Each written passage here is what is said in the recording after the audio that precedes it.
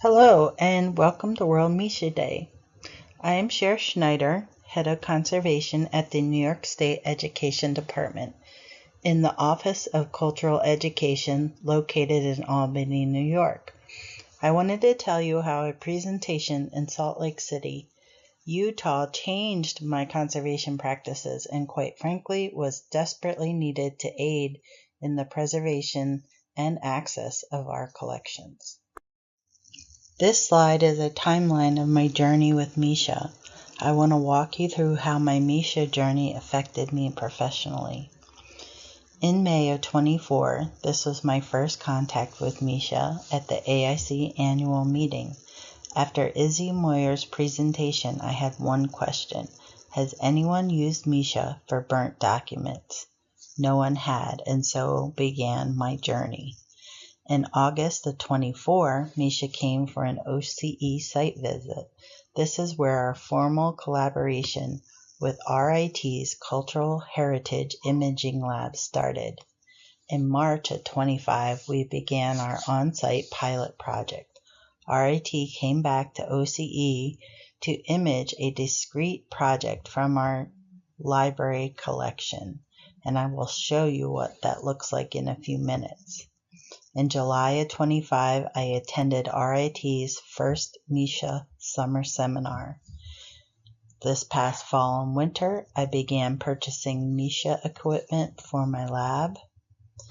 In June, we plan to have a second site visit with RIT to continue imaging and processing from the pilot project. I want to talk about how we are still moving forward and what hurdles and goals we still have set with the MISHA system and partnership. So let's look into this journey in a little more depth. So what is MISHA and why did I begin this journey? It's attainable, it works, and it was built for us. The complete system is under $10,000. It is small, portable, and adaptable. The software is free and open source, and it has been publicly available since 2024 thanks to an NEH grant. MISHA captures reflected light across 16 wavelengths from UV to near IR. The documents are illuminated sequentially in a darkened space that you can create yourself, producing an image stack or data cube that is processed with the open source software to reveal information invisible to standard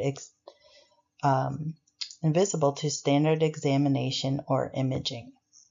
It's designed specifically for cultural heritage institutions, libraries, archives, and museums, and for the practitioners without access to high-end systems or dedicated imaging staff.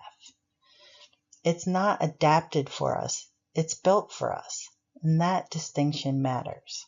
For me, MISHA was an opportunity to build research-based educational collaborations across New York State, and that goal continues to drive the work. The New York State Education Department Office of Cultural Education encompasses the New York State Library, Archives, and Museum. Housed in a building with over 150 million square feet, most of it collection space, plus several off-site facilities. Just one of our collections holds over 10 million specimens. Following AIC in August of 2024, Izzy Moyer brought the full MISHA system to OCE. We used the visit as a cross-institutional teaching opportunity, inviting staff from the library, archives, and museum to participate. The day combined demonstration with hands-on investigation. Each institution brought items to be imaged, and the group witnessed the process firsthand, with immediate results showing how MISHA reveals lost information. Our central question, could this work on our most damaged holdings? The answer was a resounding yes. Soon after starting at OCE, I realized the biggest preservation issue was the burnt and damaged items in our collection. In 1911, a fire destroyed a significant portion of the New York State Library's collection, including over 750,000 items, including books, manuscripts, and documents. Today, the State Library and the archives still contain hundreds of thousands of burnt leaves from that fire that are just inaccessible. Fire damage is unlike most other damages that conservators encounter. The fire not only damages the paper, but it changes its chemical and physical structure, leaving charred remains that are fragile and blackened, quite often with additional water damage. This damage is often irreversible with conservation treatment. I had a previous collection digitized with IR imaging, but there was no success at retrieving that information. This is just one example of the images from the initial visit. This document is from the New York State Archives collection, The Children of Free Slaves. It was treated and digitized document through the NEH Save America's Treasures grant. And the archivists were very concerned about the treatment because, one, some of the edge paper was lost during treatment, which is not uncommon, and two, the false margins strengthened the edges, further obstructed the visibility of the information.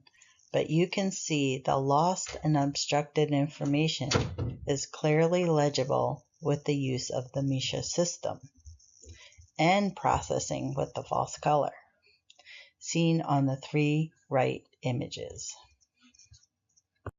In March of 2025, Juilee Decker and 3 RIT students came to OCE for 3 working days. I had decided to focus on a discrete project from the Van Rensselaer Manor papers in our library's collection. These 3 days of working included over 20 hours of imaging and processing and over 75 documents being imaged, and we really used it as a learning opportunity. As a conservator, you spend your career stabilizing what's there, reversing to an extent the damage, but mainly slowing the loss and damage. You don't always get to recover what's already gone. MISHA changed my treatment protocol for our burnt collections.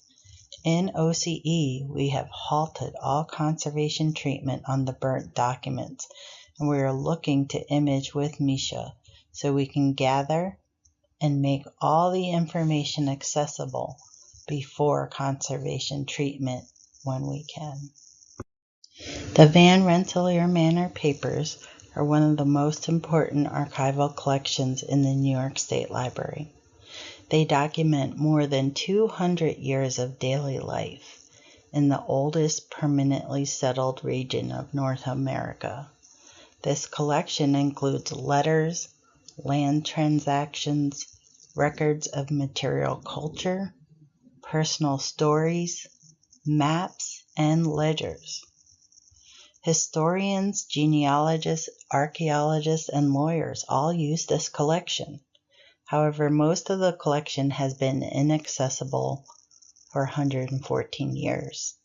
And that is why myself and Elizabeth Jakubowski, the head of manuscripts and special collections, are looking to change. The pilot project in March of 2025 was a full 3 days of working with MISHA. The RIT team didn't just image the collection and leave. They worked alongside OCE conservation staff, explaining every step and transferring their knowledge. The excitement for what they do is infectious and very much appreciated. We had a few staff visit, watch and learn, and the RIT team was very adaptable and helped everyone. We even had a visitor from SUNY Preservation, making it truly a collaborative space. This is one of the results from our pilot project. I wanted to give you a moment to look at it. It is from the Van Rensselaer Manor Papers in box 51. On the left is what these documents look like under standard visible light. And as you can see, all the edges are darkened and black, unreadable. But on the right, you can really see what MISHA reveals. The information becomes highlighted, visible, and legible. This is the second example from our pilot project, and I really wanted you to see an example of a false color. And what you are really seeing is on the blackened edges where the information is not visible. Within the green and the light blue teal color, you can see that all of the information becomes accessible. And what's really exciting for us and why this is so important in this time frame is that we have staff retiring, some of which are the last people to be able to read Old Dutch that is contained on these documents. So for us, this couldn't be better timing collegial relationship. In July of 2025, I attended RIT's inaugural MISHA Summer Seminar, a week-long intensive led by Juilee Decker and Dr. David Messenger, with 30 participants from cultural heritage institutions across the country. Sunday was arrival and a reception, which was a good opportunity to meet fellow participants and get oriented to the seminar location. Monday focused on lectures covering the history and science behind MISHA, including a live demo. Tuesday continued with morning lectures on previous iterations and modifications to the system, followed by hands-on small group sessions where we assembled MISHA from its components and captured images. Wednesday, we rebuilt the systems in small groups, then processed both known and unknown samples. The afternoon included visits to RIT's imaging science lab facilities. Thursday featured campus tours, and we saw student project presentations and had additional processing time. Friday was just a half a day, and we did wrap up with a recap, Q&A, and then of course seminar evaluations. I left feeling confident and fully equipped. I can assemble the system, image collections independently, process the results, and advocate for MISHA within OCE and in our field. If you have a MISHA system or are considering one, I can't recommend the seminar strong enough. One of the seminar's most memorable moments was the imaging and processing day.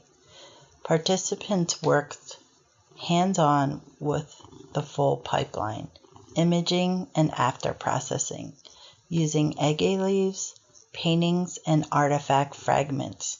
Processing is time-consuming and genuinely all-consuming. The options for revealing hidden information are endless. And as the experts noted, they often return to the data cube days, weeks, months, or even years later to extract more information. That ongoing potential is one of MISHA's greatest strengths. For me, the highlight was processing images previously captured at OCE, working with our own material for the first time. Doing it yourself with your own collections is a completely different experience from watching. Being able to process and ask questions simultaneously helps solidify knowledge that is otherwise complex, the color science especially. If you learn by doing, this day alone makes the seminar worth attending. We are not stopping our collaboration with RIT. In June of this year, the RIT team will return to OCE for 3 more working days, building on the March 2025 pilot project. We plan to continue imaging and processing the Van Rensselaer Manor papers for continuing imaging, but we have a few other things we want to investigate as well. In conservation, we are currently stabilizing a set of 71 hand-drawn and painted oversized maps of the Erie, Champlain, and Oswego canals that are due to be digitized for the New York State Archives. This collection is 92.4 cubic feet of material spanning from 1825 to 1896. Named after George L. Schillner, a New York State civil engineer and map maker. They document land ownership, canal structures, locks, bridges, roads, municipal boundaries, and property lines. These maps are invaluable, and I will say beautiful, as they contain layers of New York State history, but they also contain handwritten inscriptions in graphite from the engineers that are increasingly difficult to read due to fading and smudging of the graphite. I know that the MISHA system will be particularly effective at recovering fading graphite. However, the size of these maps will be a fun challenge, as they are generally about 6 foot by 6 foot. These maps are a priority for the New York State Archives, and they are an ideal next candidate for MISHA imaging. I want to be honest about where we are, the hurdles, and the goals we're still working towards. Hopefully, our experience helps smooth your path with MISHA. As a state institution, purchasing components custom manufactured in China presents real procurement complications we're actively working through. Costs have also risen sharply. Light panels alone have more than doubled in price. This has significantly slowed our goal of building an in-house workflow. In the meantime, RIT continues to lend systems and visit on site, so imaging continues. I'm also working with RIT and peer institutions to find easier purchasing pathways for the lighting panels. Federal funding changes have cascaded to a state level, creating budget stress that has stalled in-house equipment purchase multiple times this fiscal year. They also prevented a planned 2025 RIT OCE summer internship from moving forward. I've always intended MISHA as a training tool for conservation interns, but the absence of MOUs with state institutions has limited compensating student placements. I'm working with new leadership on pathways to address this. The work is too important to stop. Progress is glacial, but it's progress.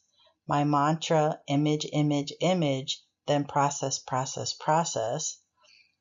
RIT's continued support keeps us moving while we work towards full in-house independence. How to keep moving forward. Share your information with RIT's database. Join AIC's imaging group. Connect with MISHA partners. Once I have a full in-house system running, the goal is to open it to other OCE departments and institutions. It is a tight-knit, knowledgeable, and welcoming community.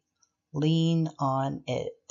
My vision for internships includes a sustained multi-year collaboration between RIT and OCE, and institutions like ours that would benefit from its collections, researchers, and students simultaneously. New York State Education Department has the existing MOU with SUNY that creates a clear pathway for students to participate as interns in active collections work. We want library science students, archival study students, conservation students, and RIT imaging science students to all work together on real collections with real equipment. This is not a one-time event. We envision ongoing collaboration spanning years, working through backlogs of damaged materials across New York State collection. That is the vision, and I think it's within reach. I would like to say a huge thank you to Dr. Juilee Decker, Dr. David Messenger, Dr. Roger Easton Jr., and the entire RIT MISHA team. You have built something remarkable, and you have been extraordinary partners. I'd also like to thank my colleagues at OCE, and if anyone would like to connect, please reach out. My information is on the slide. This work matters. I hope my journey will inspire you to be a part of it, and I look forward to hearing about your MISHA journey.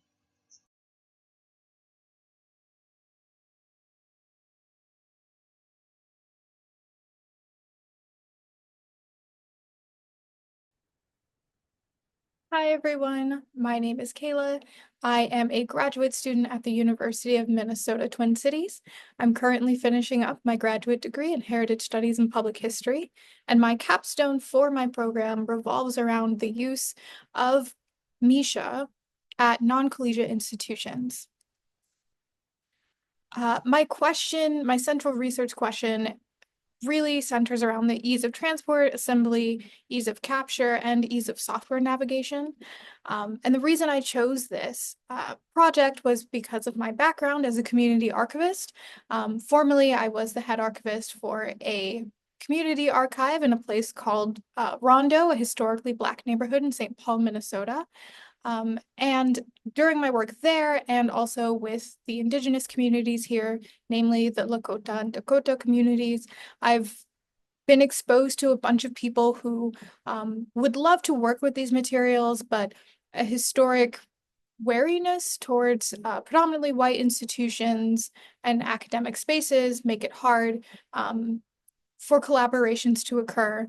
And so many of these institutions look to use MISHA on their own terms. And I think that MISHA is an incredibly useful tool. And I want to be able to communicate the strengths and the limitations of MISHA so that smaller institutions and non-university affiliated groups can have a realistic view of what it means to use this technology. So the institutions that I worked predominantly with four of them: the Weizmann Art Museum, the Science Museum of Minnesota, Ramsey County Historical Society, and George Latimer Central Library. When I was collaborating with these institutions, I stressed that the materials selected for this project were A, useful to the current or political cultural heritage initiatives that target public audiences, and that two, wherever possible, materials selected for imaging originated in the Americas with a strong preference for creating use cases for Black and Indigenous cultural heritage artifacts. The first institution is affiliated with the University of Minnesota, and it did provide a sort of useful control group of sorts. Because the Weizmann allowed me to compare the experience of working within academia with on this project to those outside of it. And more importantly, they provided me with access to paintings that I could use to test the utility and limitations of MISHA on the back end, which kind of was a very big deal. And I'll explain why in the next slide. The other thing to mention as we're looking at the institutional research questions, a lot of these institutions are predominantly looking at, like, can we identify forgeries, identify reproductions, can we make the message easier to read or reveal underpaintings or drawings on various materials. And to be clear, I'm not a subject matter expert in all of the material culture types presented in the data collected. While I do, like, I did collect the data and generate a few PCA results. Interpretation of that data will need subject matter expertise, which is more time than my capstone allowed. Again, my focus is on documenting the ease of use so that others can learn and improve upon my experience. Okay, so the challenges that I was facing when using MISHA were reorientation, stitching, and other prep for analysis software. So I did 3D image some ceramics for this project, and that did involve reorienting the system so that it could capture it in that way. You can see in image A, I have, when I was test setting it up, I did use a can as my test there. And that took a little bit to learn and get used to. And then also like angling the lights correctly was something that I need to be very aware of. Stitching. Stitching was a big thing. So I had many of the objects that I worked with were too big for the camera's field of vision to capture in one go, which meant that I needed to capture large materials in segments and then work on stitching them later. I would attempt to stitch them in Photoshop, which was fine for some to do photo merge and auto alignment. So I would align the photos first to themselves and then align the layers together so that everything was in the same location so that it would be accepted by the analysis software. With that being said, while I did have success with that auto aligning process, other ones required much more in-depth processing, which we'll talk about in the next slide. Yeah, let's see. Image C is a plat map, which I was really excited to image. Other things that are important about stitching is because I wanted to align the layers to themselves as perfectly as I could. When I did this in Photoshop, that did mean I had to kind of trim off where the alignment wasn't perfect. Yes, things to keep in mind when you're segmenting, collecting images in segments. So this is the big thing that I was really excited to work on. As a graduate student at the University of Minnesota, I am a graduate assistant at a place called ASOS, the Advanced Imaging Service for Objects and Spaces. And there, my boss, Dr. Porter, who runs that lab, helped me to navigate photo merging outside of Photoshop with great success. She introduced me to Agisoft Metashape, which is a software you can see on your screen. And I used it to stitch together. It's normally used for stitching together thousands of images for analysis, such as micromorphology slides or even like entire environments just outside in the world. It captures images and then creates a 3D space for them. It typically needs about 50% overlap for ideal photo alignment. You can make do with slightly less, but it does require quite like a high volume of photos.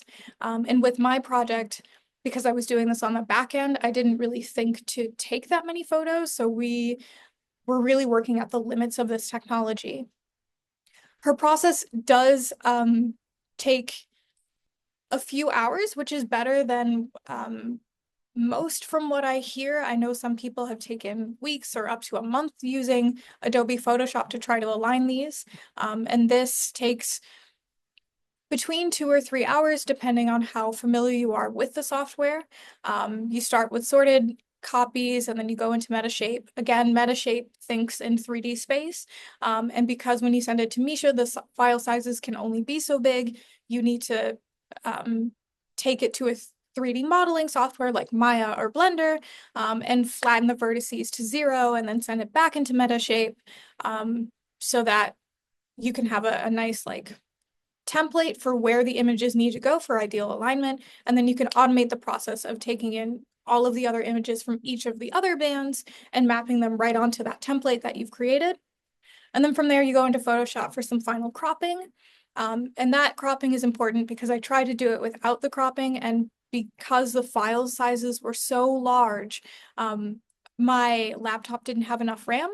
You can get around that by using a computer with more RAM. But between that and the fact that Agisoft, Blender, and Photoshop cost money and time to learn, that does kind of undermine the attractiveness of Misha, with it being low cost, low barrier to entry, and being an end-to-end technology.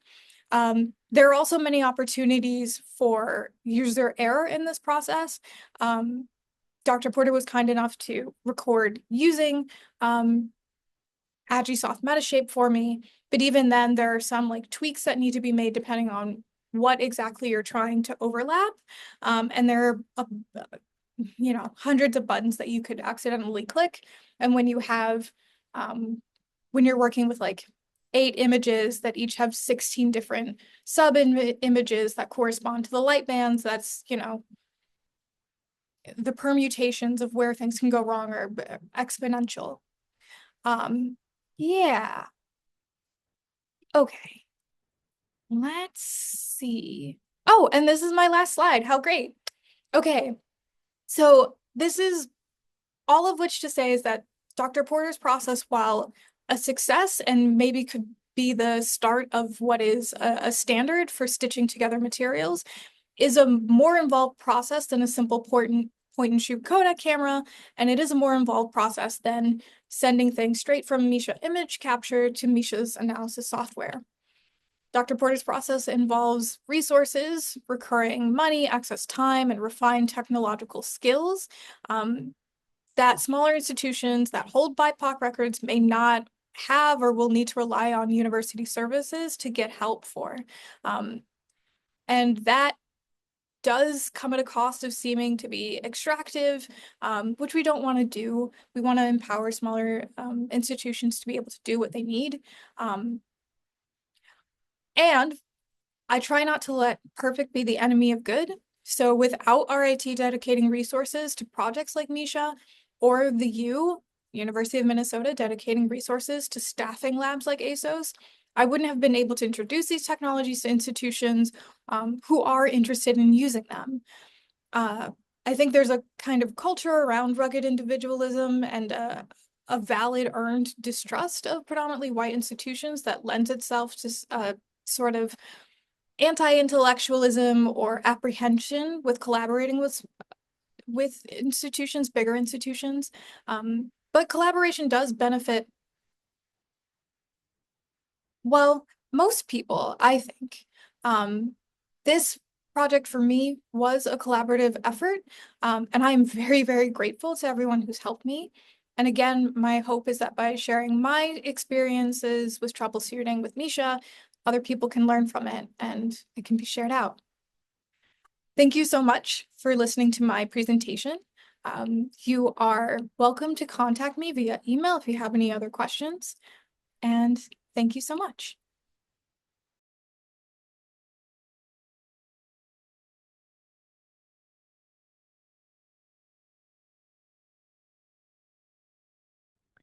Hi, my name is Bob Hickson. I'm the imaging system specialist at the Yale Center for British Art in New Haven, Connecticut. I want to start off by thanking the Misha team for inviting me to participate in this. This is a very big honor. I attended the Misha summer seminar last year, and I remember on my 7-hour drive up to Rochester thinking to myself, studying multispectral imaging at the Rochester Institute of Technology does not sound like a day at the beach. But to my surprise, it kind of was, because the Misha team built something that's so user-friendly, even a simple country photographer like myself can use it with great success. So let's begin. First off, I did have access to a Misha capture system here at the YCBA. In conjunction with the Yale University Art Gallery, we borrowed a Misha, and each institution spent about a week with it. I'm not going to get too deep into the capture process because my friend Rich House from the Yale University Art Gallery is going to do a deep dive into that a little later. So stay tuned for that. But this is one or two examples of what I got photographing with the MISHA equipment. But my project was to dig into our archive and see if I could discover anything. We have about 400,000 assets. And what I needed to do was find images, find objects. And this is the first one, a young daughter of the Picts from 1585. And I needed images of this in visible, ultraviolet, and infrared. And I was able to find those. Now, to build a MISHA cube, which we'll go over in a minute, these files all need to be in register. And I'm sure the first thing you noticed was the infrared shot is much smaller. That's because this was photographed with a Nikon DSLR, while these two were photographed with a Hasselblad. But even the two Hasselblad shots, you could see that the ultraviolet shot, the object is sitting lower in the frame. So these three files are nowhere near in register. So we could fix that. And to do that, we're going to head over to Photoshop. All right, so we are in Photoshop. First step to get these things in register was to reduce the size of the Hasselblad shots so that they are as close as I can get them to the Nikon infrared shot. And I have now a layered document with top layer being the infrared shot, followed by the ultraviolet, and then the visible. Now, through experience, I've learned that the images taken with the Nikon have a little bit of barrel distortion that needs to be fixed. And it's very easy. I just activate that layer, go to Filter, Camera Raw Filter, head down to Optics, and just put one in. That's all you need, just a little bit of a nudge. And if I go to the before and after, you can see the image changing. Hit OK. Now I can go about aligning these images. And from this magnification, they seem to be in register with each other, but in fact, they're not. They're not close enough. So we have to solve this problem. Now, there are many ways to do this. One of them is auto-align layers in Photoshop. Unfortunately, I've met with very little success using that approach. So I've stopped trying, and I'm doing it my way, the Bob way. So what I've done for each layer, I find a landmark in all four corners, and I put a small white dot. And I'm going to use that to align the layers. And then I use a couple of guides to basically put a crosshair on that dot. If we shift over to the ultraviolet image, we can see that dot is not lined up. Neither is the infrared. So to solve this, I activate my layer for the ultraviolet. I go to Edit, Transform, Distort. I grab the corner and I simply drag it to position the dot on the crosshair. And sometimes you can't get it perfect, but you can get it very close. Hit return. Do the same for the ultraviolet. Do all four corners. And then I usually go around all four corners once more just to fine tune things. At that point, your images are basically in register. After the images are in alignment, I will then save each layer out as its own document. Here's the visible layer again by itself. MISHA wants grayscale images. So it's a simple matter of dividing up the color channels. And while I'm over here in the channels palette, I just go to the menu and I go to split channels, and voila, I have 3 files. This is the red channel, green channel, blue channel. I save them out as separate documents, and I end up with this. At this point, we head over to MISHA and we build a cube. All right, so we're in MISHA, and the process of building a cube is very straightforward. Do I want to build a cube? Yes, I do. I direct MISHA to my folder of images. I select them, hit open, and they are loaded. I don't want to select an image for flat fielding because I don't have one. And I don't have a cube to calibrate. Next, I save my cube.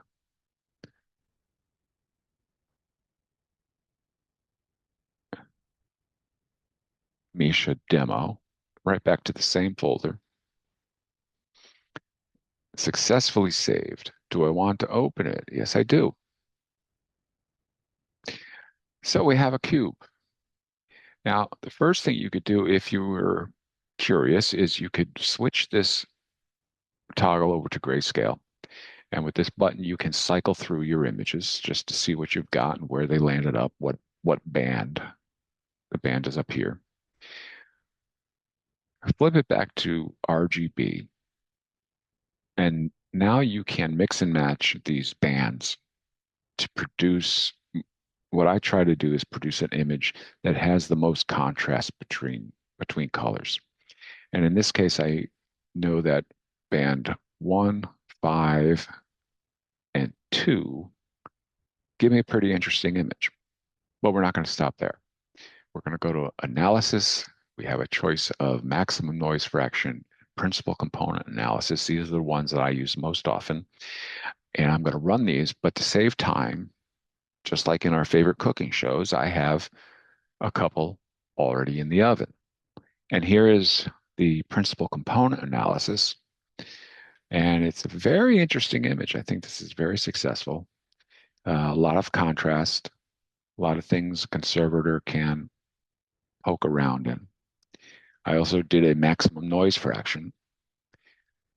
What stands out to me in this one, and a conservator pointed this out, was it appears the artist altered their technique for rendering this tree, whether it was above or below the horizon.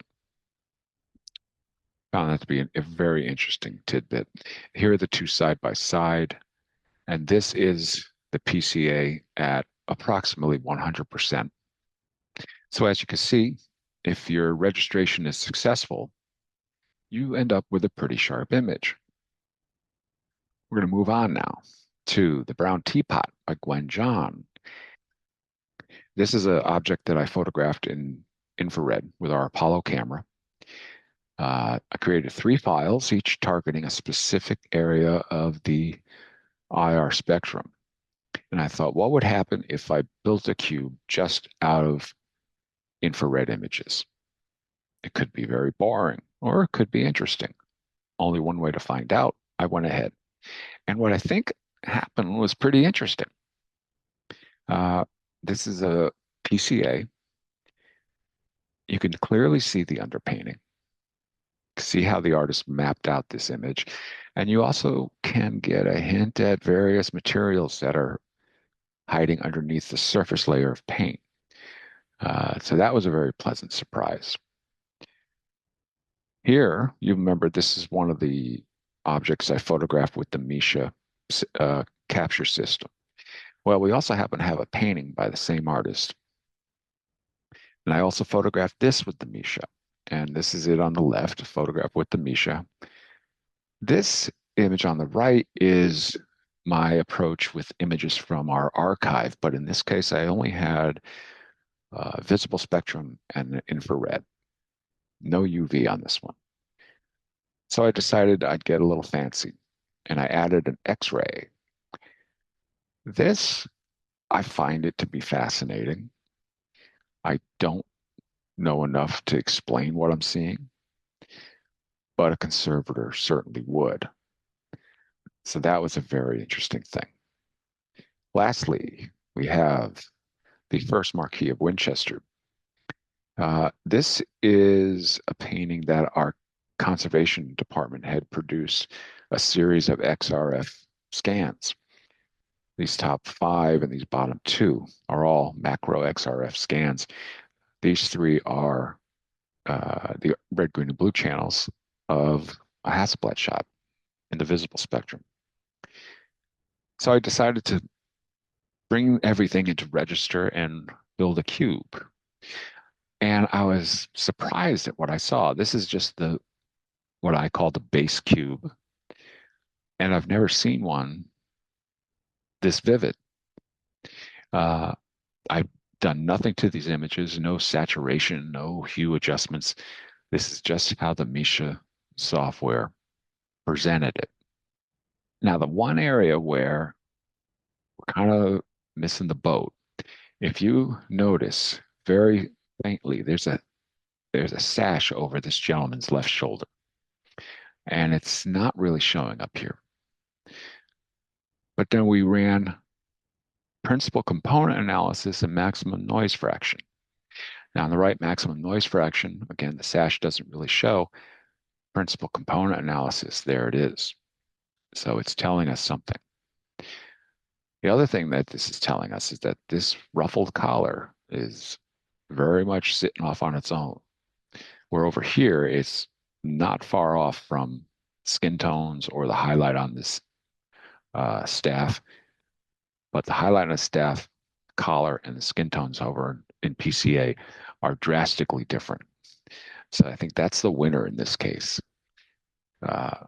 Again, not to repeat myself, but at this point, I would hand this off to a conservator who would be able to decipher this in detail. But that's something that'll come later on. So that's all I have. I hope it didn't go too long. I want to thank you all for putting up with me. I want to thank the MISHA team again for inviting me. And I look forward to the next presentation. Thanks.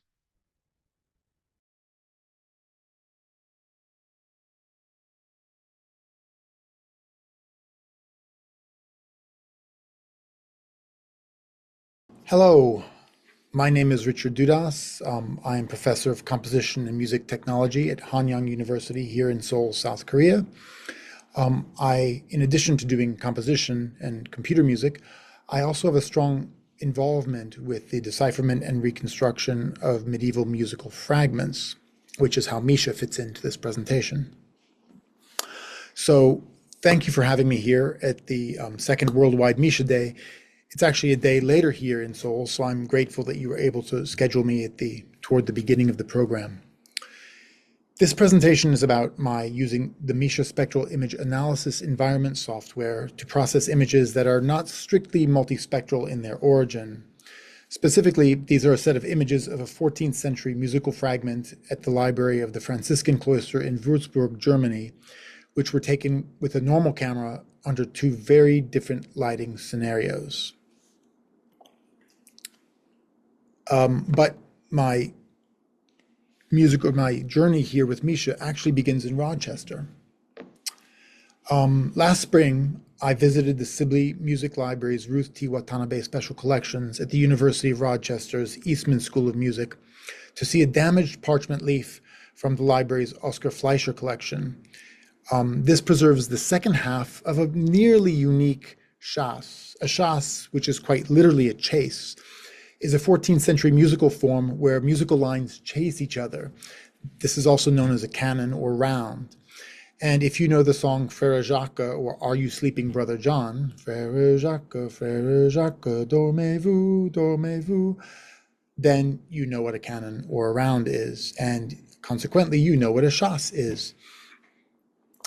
Now I say this is nominally unique because there's actually a little fragment of the very end of it, about half a dozen notes and a few lines of text that are in the Bibliothèque Nationale in Paris. But really, this is the larger, the more important fragment. It preserves about half of the piece, and it is right there in Rochester. As you can see, however, it's heavily damaged. It was pasted down to the inside of a book cover at one point in time. And because of this damage, no one had really tried to reconstruct it to make it playable, let's say. I mean, people have reconstructed it to some extent, but last year I actually decided to put it together, which is why I visited the Sibley Library. When I visited the library, I noticed that many illegible areas responded quite well to ultraviolet light, since the parchment fluoresces into the visible spectrum when the light hits it. This is one of the areas that actually comes across very well, that fluoresces quite well. But some parts of the manuscript, fragment, remained illegible in spite of this. So I made a request to the Special Collections librarian, David Peter Koppen, if they could possibly re-image this under ultraviolet light or multispectral imaging. Little did I know at that time that the Rochester Institute of Technology had developed a multispectral imaging system for historical artifacts, i.e. MISHA. So when I finally received the multispectral images undertaken by Juilee Decker and the MISHA team, I went straight to work to try to process them in a way that rendered even the most damaged areas of text largely legible. A great success. With this new false color image composed of a multispectral cube of images captured by MISHA and processed with the MISHA spectral imaging analysis environment, among some other image processing tools, I managed to decipher pretty much all but one pesky word right here. I don't know if you can see the cursor, but there's one word down there that I'm still struggling to figure out, to make some sense of. Another bit of software that I'd like to give a shout out to about is the Hydra HDR image processing software. It's a Franco-Belgian team that has made it. It's Macintosh only, but it has some nice tools for spectral processing, as well as hue rotation that works particularly well with the colorful images that come from processed multispectral image sets. So after the success with this fragment, my thoughts turned to another 14th century musical fragment, the one held at the Franciscan cloister in Würzburg. Here's an image of it. I'd actually visited this fragment on a research trip last year and noted that there were some similarities between it physically and the Fleischer fragment at the Sibley Library. Both leaves contain similar damage. They were both pasted to their respective book covers at one point in time. They both contain unique musical compositions that really don't appear anywhere else, yet at least. And they had not been transcribed because of their damaged state. And I noticed that this leaf also responded quite well to ultraviolet light fluorescence. Not perfectly, but to some degree. The UV fluorescence image that you see here is one that I took. A decade ago, an excellent set of images were taken by medieval music researcher David Catalunya under both white light and ultraviolet fluorescence illumination. And he was kind enough to share these with me. The ultraviolet image that he took, which you can see at the bottom, as you can see, it's quite a bit clearer in many places than the ambient light image, but not everything could easily be read on that image, nor on the images that I took when I visited the fragment. What I did realize, however, is that his two images were very well registered, and that together they actually formed a set of 6 discrete images, to 6 discrete channels of information, let's just say, from the 2 red, green, blue RGB images. And I realized that I could treat these 6 images as a sort of faux multispectral set and make use of the MISHA spectral image analysis environment software to process them analogously to a genuine MSI set. So this is very much the same process as the previous presenter, Bob Hickson, used. And my results were obviously not a replacement for an eventual actual multispectral imaging of this damaged source, but they did offer a great improvement on visibility of some parts of these leaves, and improved my readings of the damaged text, or the text in the most damaged areas of the parchment, but not really in the most damaged areas. There's this one spot here where there's actually a tear, a physical tear in the parchment, and I fear that those words may be forever lost. But we'll see. Who knows what the future holds? I tried several different combinations of processed images from the MISHA software, and different images, different combinations of principal component analysis actually revealed different parts of the damaged text. In the more damaged bottom portion of this leaf, which is shown here, it's hard to read, especially you can see in the middle of that, that's the text may be entirely rubbed out. But I was nonetheless able to more clearly decipher a few words here and there and confirm some of my tentative readings of others on this part of the page, including one place here, which it starts up there, but it says humble chaleur amoureuse, humble, loving warmth.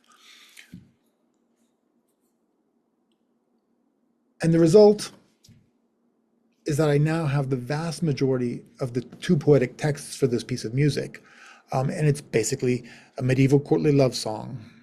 The first text, my lady, pleasant in a single memory, and even more so in one single glance. And the other texts, too much is the gentle pain which I must endure out of my loyal desire, inflamed by humble loving warmth. So there's our text, our deciphered text there at the beginning, at the end of the first stanza. Now this is interesting. It doesn't seem too far from something like the Beatles' Michel Ma Belle. So I guess the emotions and feelings of pop songwriters haven't changed all that much in 700 years. But anyway, it was a great success to process these non-multispectral images as if they were multispectral, and actually eke some more out of them than I was able to on the red, green, blue images alone. So I would, of course, like to thank Juilee Decker, David Messinger, Roger Easton, and the entire MISHA team. And a new name that I learned while I was waiting for this MISHA Day festivities to start, Lily Kelly, who was responsible for some of the early MISHA software, early implementations at least.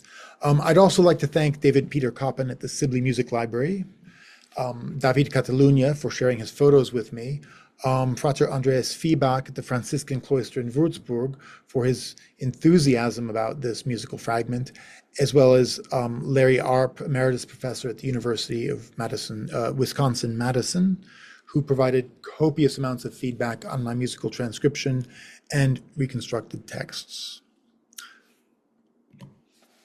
Thank you all. 감사합니다.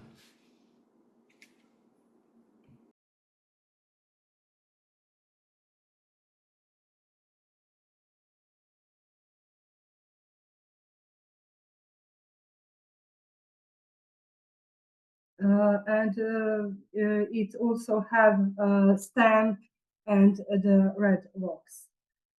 So the captain, when he came back from the ship, he was abroad. This was a merchant ship, and the captain must return this maritime permit to the archive, to the Chancellery of the Archive, and the archive recycle it. Recycle this kind of documents. And the second palimpsest that we found is from a book from the Dominican monastery. I found out that this is for a text. It is a poem, and this poem is from the Spanish priest Thomas Louis de Victoria, and it is from 16th century. And as you also know, the MISHA is being so useful for the damaged papers and the text. We also, this year, we collaborate with the Croatian Institute of History. They have a project, and they couldn't read all the text that was in front of them, and they asked us could it be scanned by MISHA system, and also we scanned it, analyzed it, and the professors from the Croatian Institute of History were very satisfied, and they were very glad that we have this system in our archive. So from me, this is it, and my colleague Anna will now speak about the librarian books that also we keep in our archive. And I will just shortly tell you something about our library and things I've been doing. So we have more than 50,000 items in the library. And the most interesting is our Rogozina collection. It has more than 800 very old and rare books. So when I started to study these books, I found something interesting. So old pieces of paper and parchment are hidden inside the covers and spine. And in the past, the paper was very expensive. So binders recycled old, let's say useless manuscripts to make the new book covers stronger. And I've read somewhere that 1 of every 5 old books has these hidden traces. So it's really interesting. And when I find a book like this, I put it on a MISHA, and I will show you now several books where I've found some interesting texts. So this is the first one. And in this book, I found the document that was glued to the back of the first page. We can see that the text is in German, and at the bottom, you can see it says Priest M, so it's from Thirst. Okay, so you can see the first picture, it's the original, the second one, and the third one is after I've scanned it with MISHA. So here you can see that the text is on a German, and you can see the school terms for subjects like math, writing, and Latin.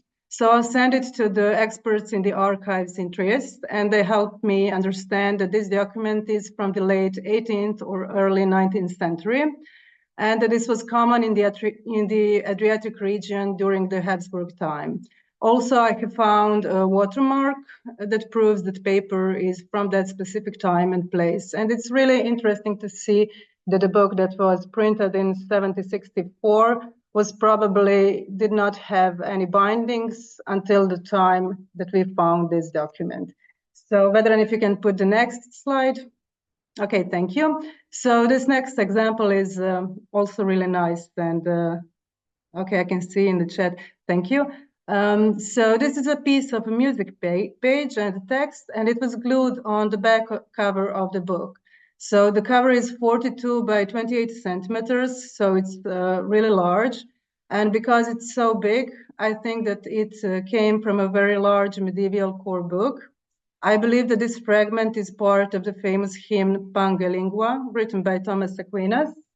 And I believe it's a medieval manuscript because it has a 4-line staff and square music notes. And this style of writing music was typical for that period.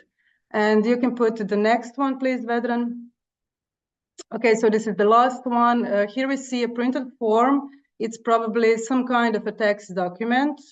It was used as a waste paper just to help build the book cover. So even though it was used as a scrap material, the German text is still easy to read. And I'm still studying this document to find out exactly where it came from. But a lot of things can be read after the MISHA scanning. So this is really changing how we study old books, and for hundreds of years, librarians saw these fragments inside of the books, but didn't know what they were. So today we can finally read the secrets hidden inside the book covers, and this really helps us understand how books were made and their long history. And often these pieces, these hidden pieces are much older than the books they protect. So I really wonder what other treasures are still waiting to be found. Thank you. That is very familiar. That's the watermark from the Dunlop broadside of the Declaration of Independence. Really? Library of Congress. And I was going to go look for it. I don't have it on this laptop. It's downstairs. I'll go find it and bring it up and post it at some convenient time. But I'm almost certain it's exactly the same one. So meaning it's the same paper. So when you were suggesting late 18th, early 19th century, that might tilt it a little bit more towards late 18th, like 1770s, that kind of. And it's also, we think, the same watermark from that Beethoven that we saw down at the Sibley. Which I'm not sure we're supposed to talk about that, Roger, but yes, it is the same watermark that is at manuscript in the Sibley Library, a musical manuscript that has the same watermark, and it's by Beethoven. He intentionally used the date on that item is unclear, and so it's assumed now that he pulled a piece of paper from the 18th century as opposed to early 19th, when that manuscript was presumed to have been written. So that's fantastic. That's really exciting to see. Brilliant. Nice. Congratulations. Welcome to the MISHA team, Anna. Yes. Thank you very much. Looks like you're doing good Really stuff. exciting. Very good. Fantastic. Thank you, friends. Thank you so much.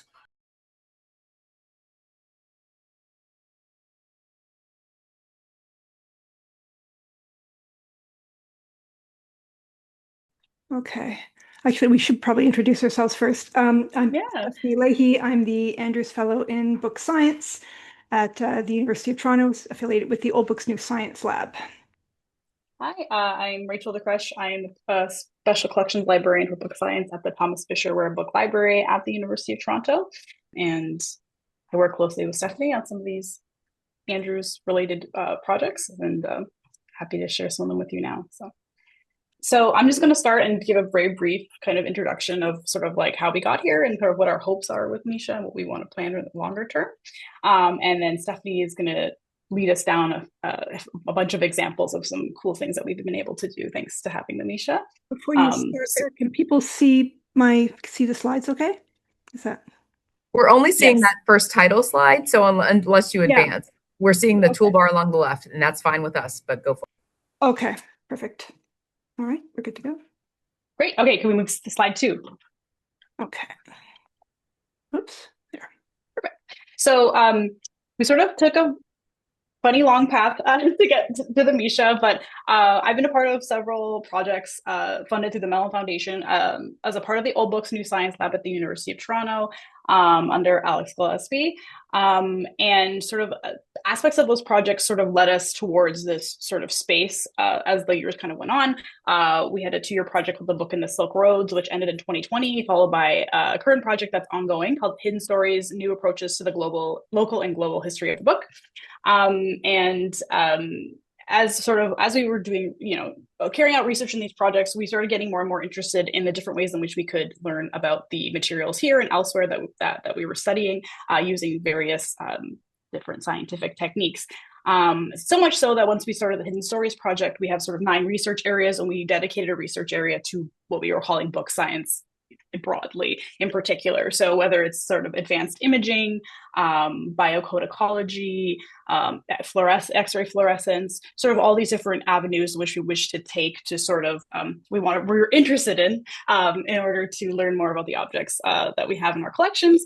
So we sort of started here, and sort of in 2024 is when we went and visited Rochester, and we were shown the machine, and we learned a lot about it, and we ended up actually borrowing one, and then eventually made the decision that yes, we wanted to get one. So can you change to the next slide, Stephanie? Yeah. So what this led to essentially was I didn't, but Stephanie and Jessica Lockhart sent out a call to people that we knew here and at different libraries at the university. We have over 40 libraries at the university and various special collections that are scattered. The Fisher has the largest, but we have lots actually on campus. Trying to reach out and say, does anyone have anything that would be we could use the MISHA for? So you see any potential of anything in your collections that you would like to bring over? So we sort of had these use cases already lined up for using the MISHA once we had it here. And once we sort of were using it, we were really excited about its capabilities, sort of the things that we were able to use it for. We have a donor to the library named Mark Andrews. He's an engineer by trade. He's a books scholar in his own right. He's very knowledgeable about early printed books and manuscripts, and he generously donated money in order for us to get the machine, as well as hire personnel and set up a hub at the library called the Hub for Book Science and Hidden Stories. So this is located in the Thomas Fisher Rare Book Library. That's where our MISHA is seated, but we think of it as sort of a tool for the entire university. So our hope is to truly be a hub, and we're starting with sort of multispectral imaging, but we've already started moving into other avenues such as XRF and FORS and other ways of analyzing the materials that we have here. And you'll see from some of the examples that Stephanie will give that it's not just Fisher materials, it's some of the libraries that are also on campus that have rare materials that we sort of have been in contact with, and we're using the machine to sort of help them as well and learn about the collections at large at the university. So that's kind of all I wanted to say, and just to give a sort of brief little introduction of that, and just as MISHA being sort of the first pillar of this sort of hub that we were building at the university. And I'll pass it off to Steph. Great, thanks so much, Rachel. So as you heard, since acquiring our MISHA, we've undertaken extensive imaging on a very broad range of items from different areas of the world and different eras. And due to time, of course, I'm going to cover just 4. Well, really, sort of 2.5, because 2 of them go together. So the first cases I'm going to introduce, they arise from a provenance-focused project on a collection of Jewish books held here at the Fisher, the Price Collection. And the first of these that you see here, this is Price F00515, it's a 1716 printed edition of Pinhas's Sefer Halacha. And beyond the original donor to the Fisher, there wasn't much provenance information available for this codex, even though it is absolutely bursting with these ownership inscriptions all over the place. So the collection curator, Nadav Sharon, asked us for assistance in deciphering them. And to his and our delight, they responded very well to MISHA, and we were able to assist in deciphering all but one of the inscriptions. Now, the second example here, this is Price F213. It's a printed edition of Ergas and Livorno's Sefer Dev Yosef, and it bears, as you can see, an inconveniently situated paste down right on the title page.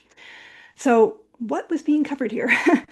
we weren't sure whether MISHA would actually be of use, but we figured we were imaging everything at the outset, random pieces of paper, hair elastics, leaves we picked up off the ground, right? We were like toddlers with our new toy.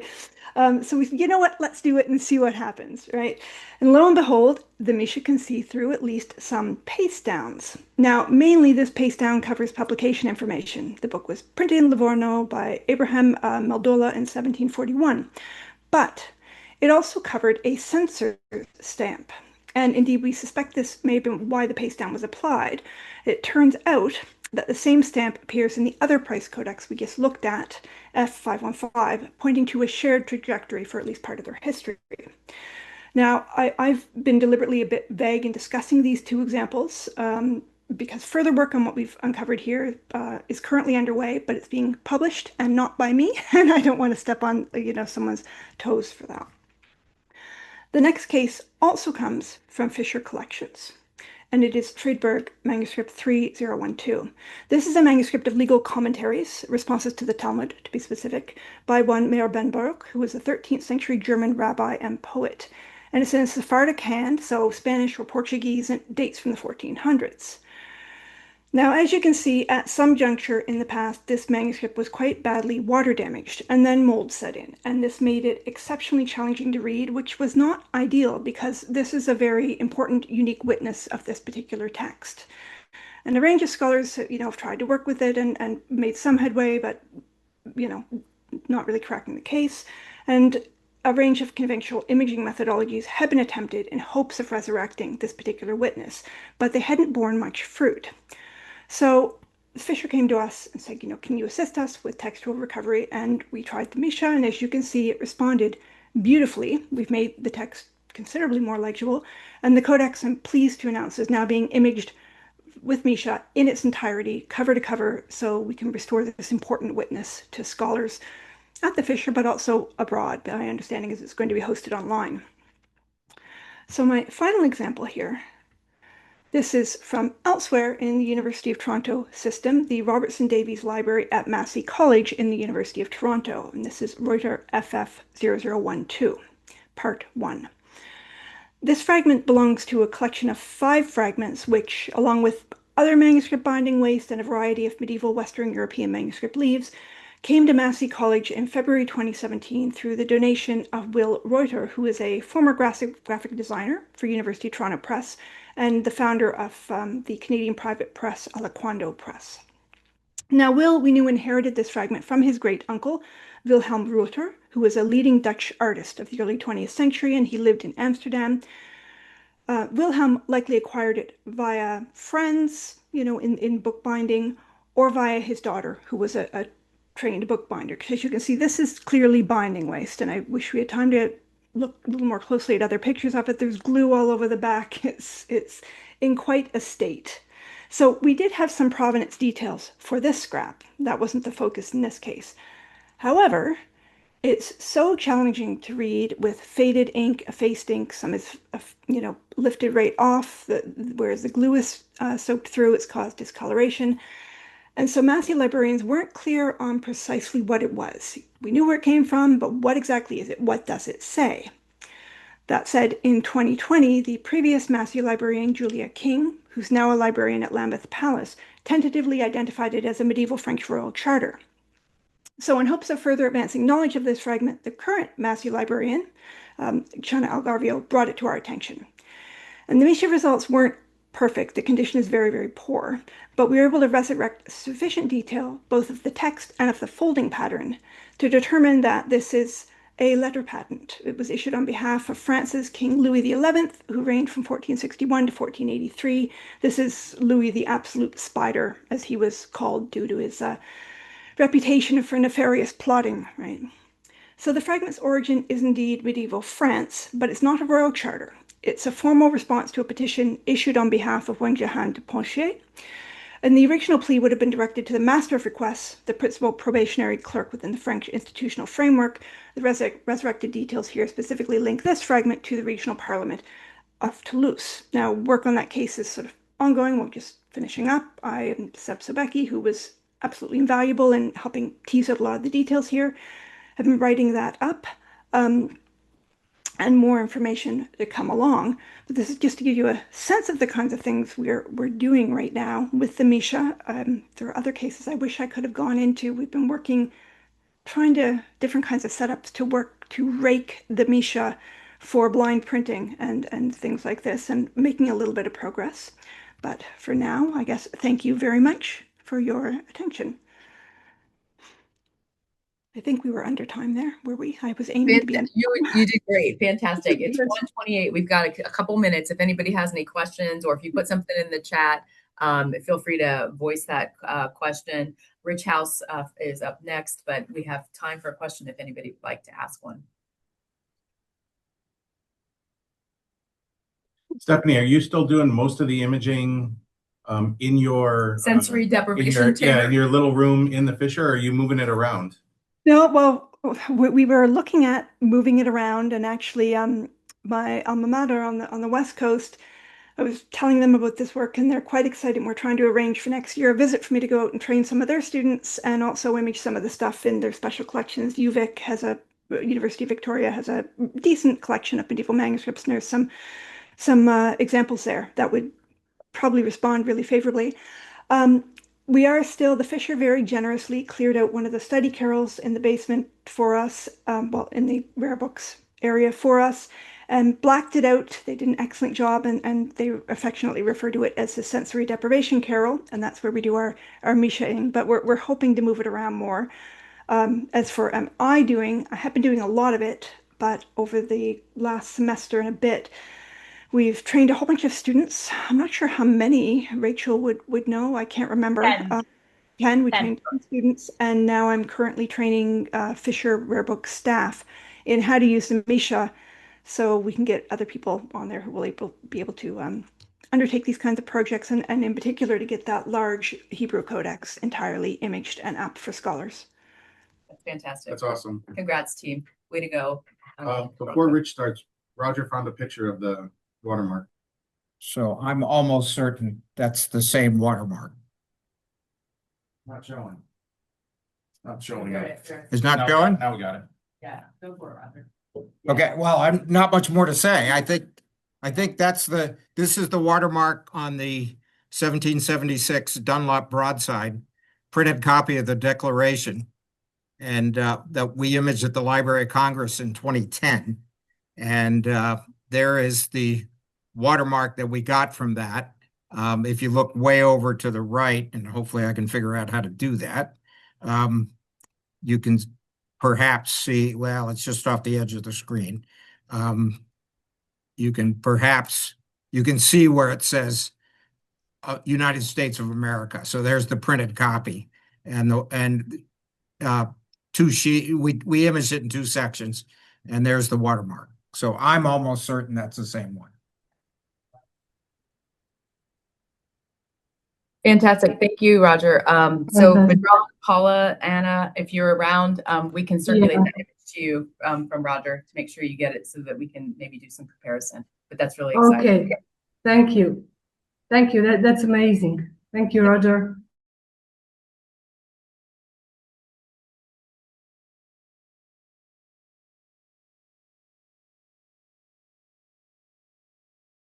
Hi, everyone. My name is Rich House. I work as a senior photographer at the Yale University Art Gallery in New Haven, Connecticut.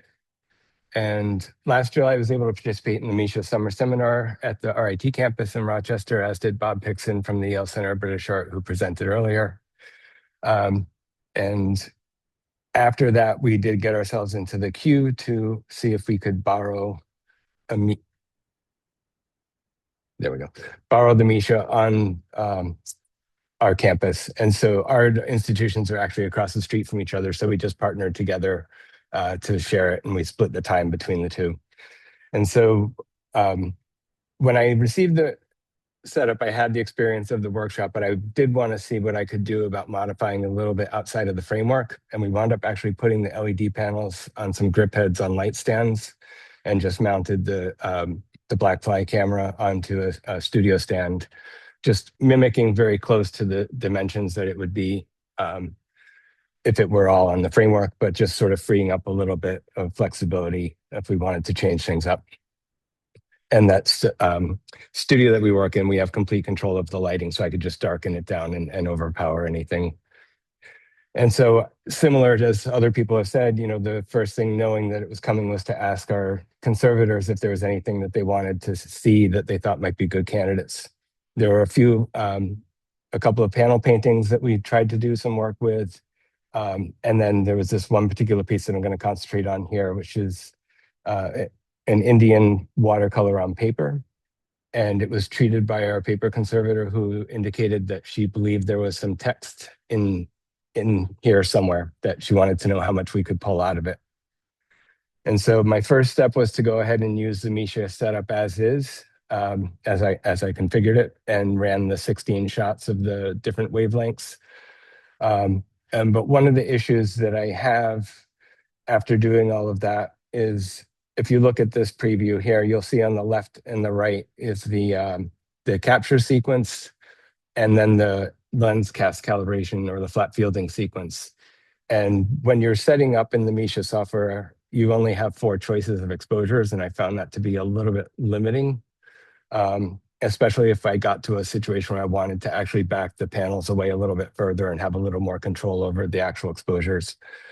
And then the next thing that sort of is a little bit of a concern for us is, the lens and the monochromatic sensor that we were working with that kit does fall out of focus in the UV wavelengths. And so, as part of our normal workflow, we often do multi-band imaging, not truly multispectral, but into the infrared and ultraviolet wavelengths with the DSLR that we have modified for full spectrum. And so that's where I went with this next. I kept the LED panels, and I just switched out the camera. And somewhere in the mix, after our workshop, there was a Google group that I got invited to, and I was looking through old conversations and saw somebody trying to troubleshoot their panel, and I realized that RIT had a software that I was able to find that controls the LED panel individually. separate from the capture software. So I didn't have an SDK for the camera with the software, but I was able to just shoot this with our normal workflow. And so, yeah, so for our normal workflow, this is not done with the MISHA. This is similar to what Bob was doing, which is just taking our normal sets of images that we would normally shoot for conservation. So we have a regular visible light, an ultraviolet fluorescing in the visible. And then the third one over is what we would normally get as a result, just doing false color. And so that's like a typical false color result. You get a little bit of that weird channel swapping. You take the ultraviolet into the blue channel, the blue to the green, and the green becomes red, and then the red channel is just tossed away. But just taking those images, splitting them into the individual channels for each color and importing those as a whole bulky image set. For 2 images, I end up with 6 of individual bands that then I can play with PCA, and you see the result on the right. It's just, you're not identifying anything anyway at this wavelength bands, like it's too, it's not granular enough. But being able to see what things are reacting within the different wavelengths is similarly is such an important, powerful tool. So I can't say enough about just the software on its own without even the whole capture system. Is such a great tool. And so when I went into the configuration this way, I was just tethering the Canon camera with the EOS utility software, which still works at the Windows machines. It doesn't work on Macs anymore currently, but since the software was all running on a Windows machine, I was able to do that pairing pretty easily. And then I could just individually select each of the wavelengths when I wanted it turned on or off. And so I'm capturing color images. This is what the sort of image set looks like when it's the sequence of images, and then the sequence of, I was also doing a lens cast calibration and then just applying that as a correction as part of my workflow. And then converting everything to monochrome and using a Spectralon for exposure guidance. So very similar to what we were doing with the other camera, just switching it out and a few more manual steps that were involved. And so when I did this, I was very optimistic, like, okay, I'm going to do this recto view and look for some revelation of some text. And I did the full 16 band, ran it through different algorithms, and there was just nothing showing up anywhere other than just seeing differences within the pigments of the watercolor itself. But I couldn't make out any text. And I'll just say one thing, which is, I did discover that with the software, when you're building your own set, if you have 16 bands, I noted in the capture software, they add a designation that's like a dash with the nanometer wavelength after each file name. And if I mimic that, then the software actually could build the true color image from those images. Even though it was able to do that, I found it was a little bit off from what I would have from a normal light. And since I was overriding the workflow anyway, I decided to just add in some visible light sources and just take an invisible light capture for each of the shots that I was doing also with the other wavelengths. And so the final setup looked like this. I wound up sort of out of order with how I got into this, but I also wound up including a transmitted light. Tom Rieger's on this call, I know, and I know he had started to play with that with a set that he was working with. And it just sort of dawned on me that that would be something to add into the mix. And so this is a little video of the sort of setup. So the outside of the 12 or the 16 bands of the MISHA, I'm just taking, 2 of these tube lights, getting the normal light shots, and then I'll put the artwork on a raised piece of frosted plexiglass so that I can actually slide the LED panel underneath it when I get to that shot. The problem with the LED panel otherwise is that it completely fluoresces in the UV, and it looks really like a striking peach color that's very distracting in the visible light. So I just removed it for those other shots. And then, so that's where the text shows up, is when you start seeing the transmitted light. Now in visible, you can see it a little bit, but where you really can see it is in the transmitted IR. Things really start to separate out. And I'm sharing this presentation after, and I've got sort of the information about the lights that I'm using and sort of the setup I have links on that that'll be included as well. But this is something that conservation purchased. It's this very thin, narrow LED panel, which is just amazing. And it does go a little bit into the near IR. If I put a 850 nanometer cutoff, it would just go black. So it's something underneath 850, but in the 700s, I was getting it. But then where I really didn't expect to see this is when I finally flipped over to the Verso view. I have normal and UV, and then when I got to the 900, well, any of the infrared bands, but especially 940, and then again in the transmitted IR, seeing very clearly again text.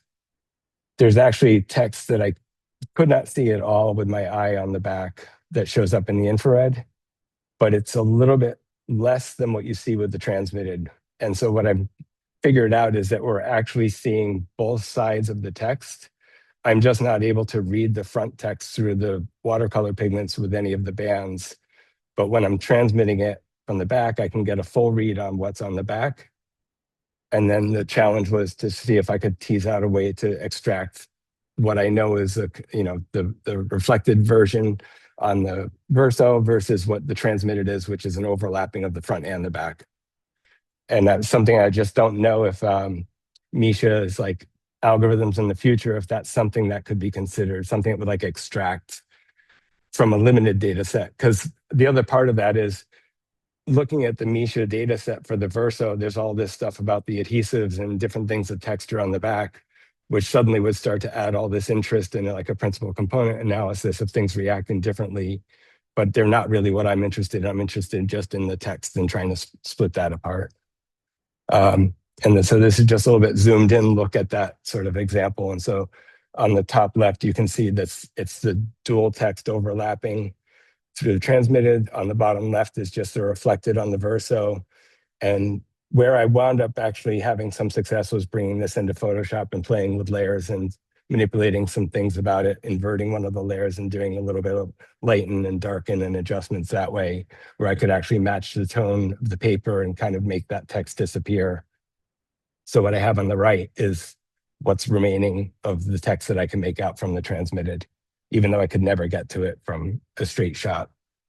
And then the other part of this was when you're in the UV, I just want to make a note that the 365 nanometer is probably the biggest culprit, but the 385 and 395, when you're working with the MISHA monochromatic system, you're not filtering anything out. And so if there's anything that's spilling in, I believe there is some IR spilling in from that wavelength on those LEDs, but you're also getting anything in the visible wavelengths that's fluorescing from the UV.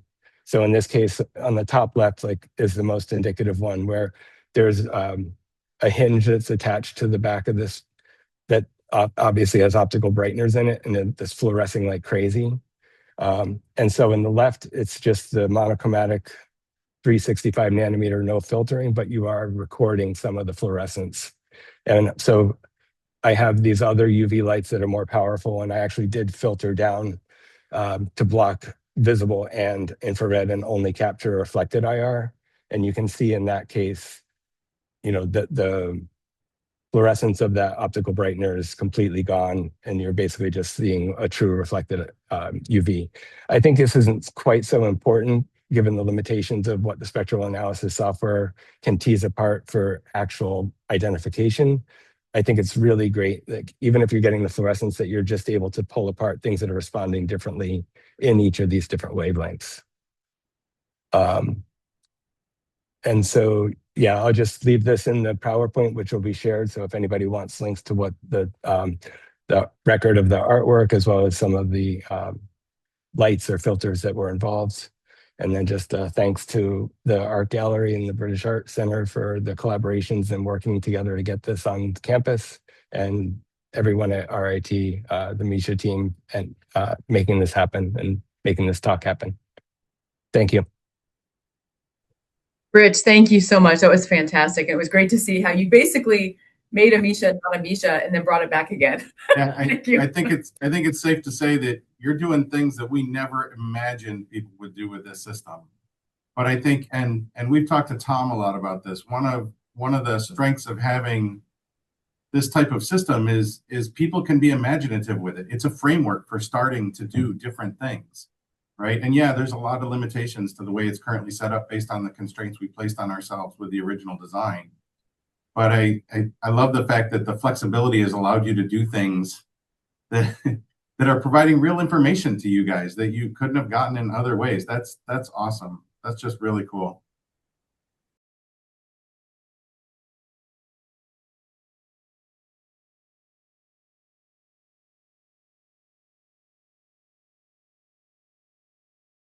I'm Andrew Mancuso. I'm the head of preservation services here. And I am Zach Fox. I'm the digitization specialist here in preservation services. Yeah, I don't have any slides prepared, but we're going to share screen for a bit. Okay, so we were kind of patient zero with MISHA, and again, big shout out to Izzy Moyer who helped us put together the story map about our endeavors. So we're just going to run through this kind of quickly and then tell you where we're at right now. Basically, we got our MISHA system and the loaned MISHA system that we were able to use, and it all started in 2018 at that camp, and it was really fun, and a lot of the initial kind of brainstorming happened there.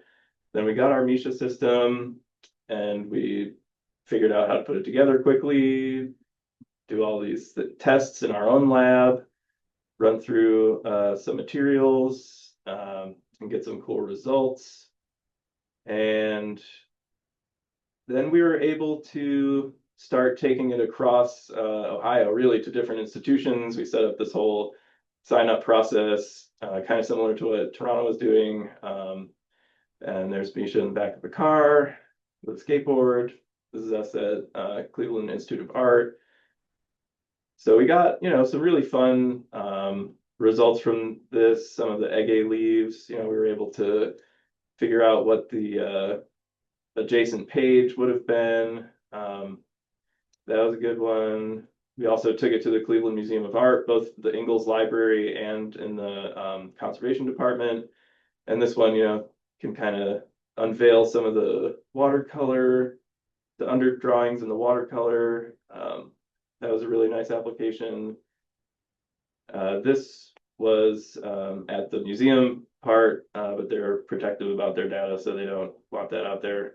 Then we went to Columbus at the Ohio State University and did some more, really cool IR band work, and that there was a paste down covering this entire page, and they really wanted to see what was behind it, and we saw what was behind it. Very fun. Then we went to Cincinnati and did more stuff with them. They also made a blog post about it. We imaged some cool stuff here as well. Then we went to Oberlin and had a really fun book history class session with a bunch of students. That was really a pleasure. Then we went to the Cleveland Public Library and imaged some really fun stuff there. If you didn't know, the Cleveland Public Library has what I believe isn't it the largest chess collection? Yeah, in terms of chess serials. Chess related things. Yeah, chess stuff. So if you're interested in chess, Cleveland Public Library. And this is one of the ones that was really fun. It's a composite manuscript. So there was, so many different kinds of skin and parchment in here, all sorts of palimpsesting going on. And so one of the things that we did as part of this project was create an open science framework page for all of the data that we collected. This was part of the agreement we had with the institutions, in that we would come and do this stuff, showcase the MISHA, get their input, so we could then feed it back to you all at RIT. But we also requested that their data, except for the Museum of Art, be available for people to process and for them to process, because we couldn't process all of it for them on site. So this is a public project that any of the files can be accessed here under files.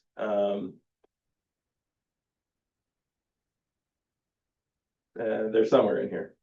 Oh, this is just from the overview. But if you download these files, we were able to, particularly this one, that composite manuscript, there's stuff happening all over here. If anybody, wants to work with this data, it's open data, you can play with it. But at this point in our MISHA journey, we're going to talk about trying to build our own MISHA. Yeah, the most frustrating part. Yeah. So I'll actually stop sharing my screen. Well, first, we've added our own tab to the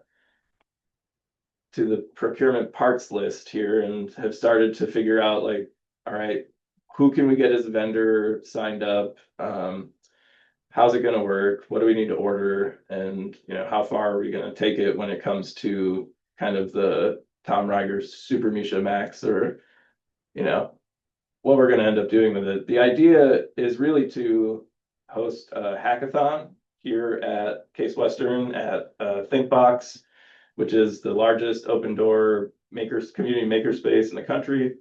And, Case is a renowned engineering school, so I believe that the students would have quite a field day trying to figure out how to, upgrade a standard deployed MISHA. But we need to get the parts first. And Yeah. So this is kind of where we're at. We have really gotten pretty much all of the vendors except PCBWay. Yeah, so we've been able to get everyone onboarded except PCBWay. The current, I don't know if anyone else in this chat has encountered procurement issues with PCBWay as of 2026, but I've been told by them that they must accept upfront payment. And as a university, we have to do either net 30 or net 45 for accounting purposes. So as far as we know, we can't buy anything from them because we can't meet their terms. So I don't know if anyone else has encountered this. If you guys have had it, also encountered it, then come up with a creative solution on how to navigate that process. But yeah, it's been a thorn in our side, and we're kind of at a loss for words. We don't know what to do next.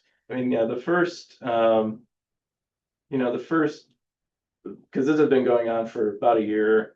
The first round I tried, they had a really hard time understanding our process for onboarding new vendors at the university. There was a form they had to fill out. Didn't really know what a wet signature meant. So that was the first issue. I was also kind of bogged down with a lot of administrative things and bigger projects happening within the library.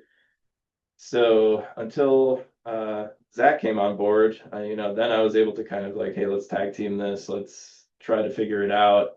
And we've made some real good progress. We're just now stuck at what I feel like, because we haven't pushed PCBWay on this just yet, but I think that's going to be the next thing we try is like, hey, I mean, once the PO is out, that's as good as gold for us to pay you net 30, minimum. And I feel like they could be flexible, but I don't know. I really don't know. Hoping they will be.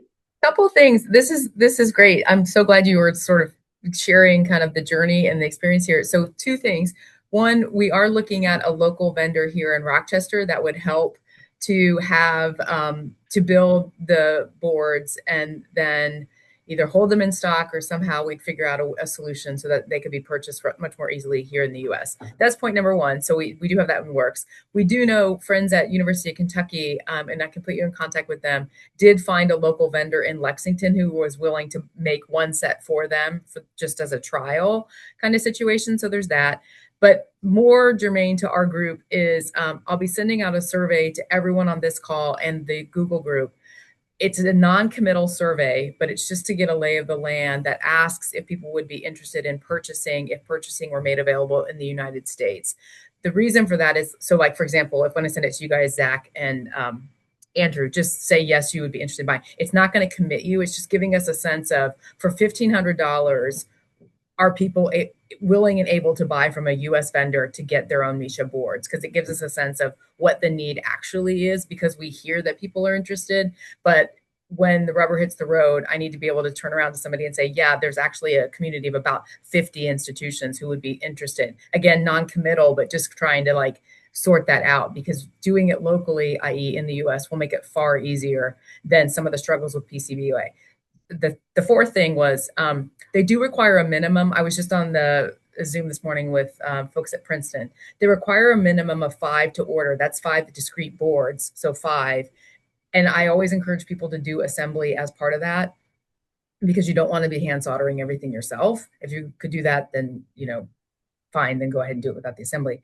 But within the MISHA group, there are other people, and we're trying to connect. I feel like matchmaker, like dating game, but there are people who have extra boards or want to go in halvesies with other people, or one institution can purchase from China, the other one can't. So how do they get money from institution A to institution B so that institution B can buy all 5 and then not be stuck with extra boards? So we are trying to, it may not seem like we're trying to work on it, but we are trying to work on it. But the most important thing to take from that is I'll send out a survey and just get a lay of the land of like who's interested. Yeah, because we've had the same problems with PCBWay, right? I mean, the last set of boards we ordered last June. We only very recently got them. And it was a nightmare for our purchasing people. Absolutely, right? Yeah. So the other side of that survey is if we can go to this local company in Rochester and say, we think that you could sell 20 sets of these things a year or whatever, based on our survey, would you be willing at least to keep the mold or whatever the design, right? There's an upfront cost that we're willing to pay for them to set up their construction process. Right. And to answer the previous questions, yes, I think that would include the LEDs soldered in, so they would already be assembled. Yes. Right. Yes. So, but we need to go to them and convince them that it's worth it for them in time and money to actually be set up to do this.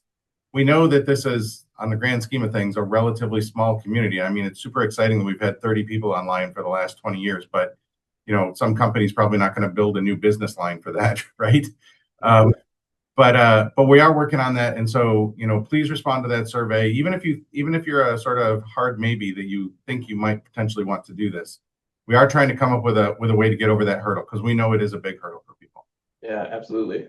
Thanks so much. I felt like you all will be working on a solution, and yeah, I mean, we were poised to order 5, you know, because we were going to build one standard MISHA that would have been used for the hackathon, and then we were going to build our own in-house sort of, you know, lab MISHA that would be closer to Tom's, with a lot more capability, and, you know, see what the students could do with the original one and its original form factor and everything, and then that one could end up, you know, being loaned out to local institutions or something like that.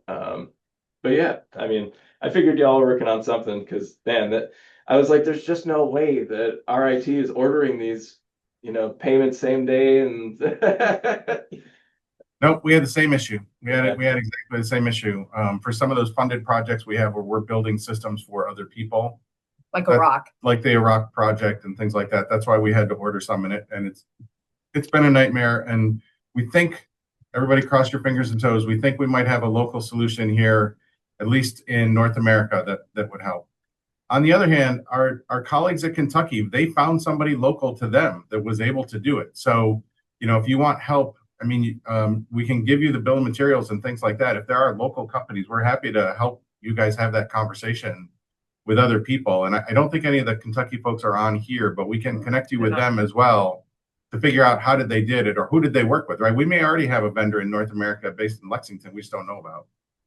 Yeah, I mean, the you know, specific BOM would be great. I think even again, because we were talking about possible, you know, pathways this morning, and it's like, well, at the, you know, last resort is we cozy up with some engineering faculty and they're like, hey, you want to add this to your curriculum? Like, because there are definitely, you know, people who would be interested in that on campus, but that also takes work. So yeah.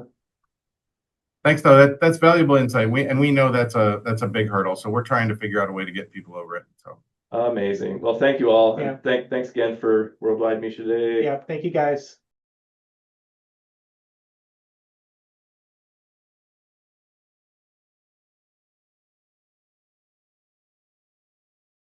Thank you. First, I want to thank you, and our team want to thank you, our IT Misha team, because we have this opportunity, unique opportunity to show some of our work. So I will explain a brief context of why NLC wanted to work with Misha. And after that, I will share a brief presentation of how we are working in the last year. NLC has over 3 million of documents, 3 million of documents, and the responsibility to help local heritage preservation. So what we learn with Misha will be used to do that in a better way.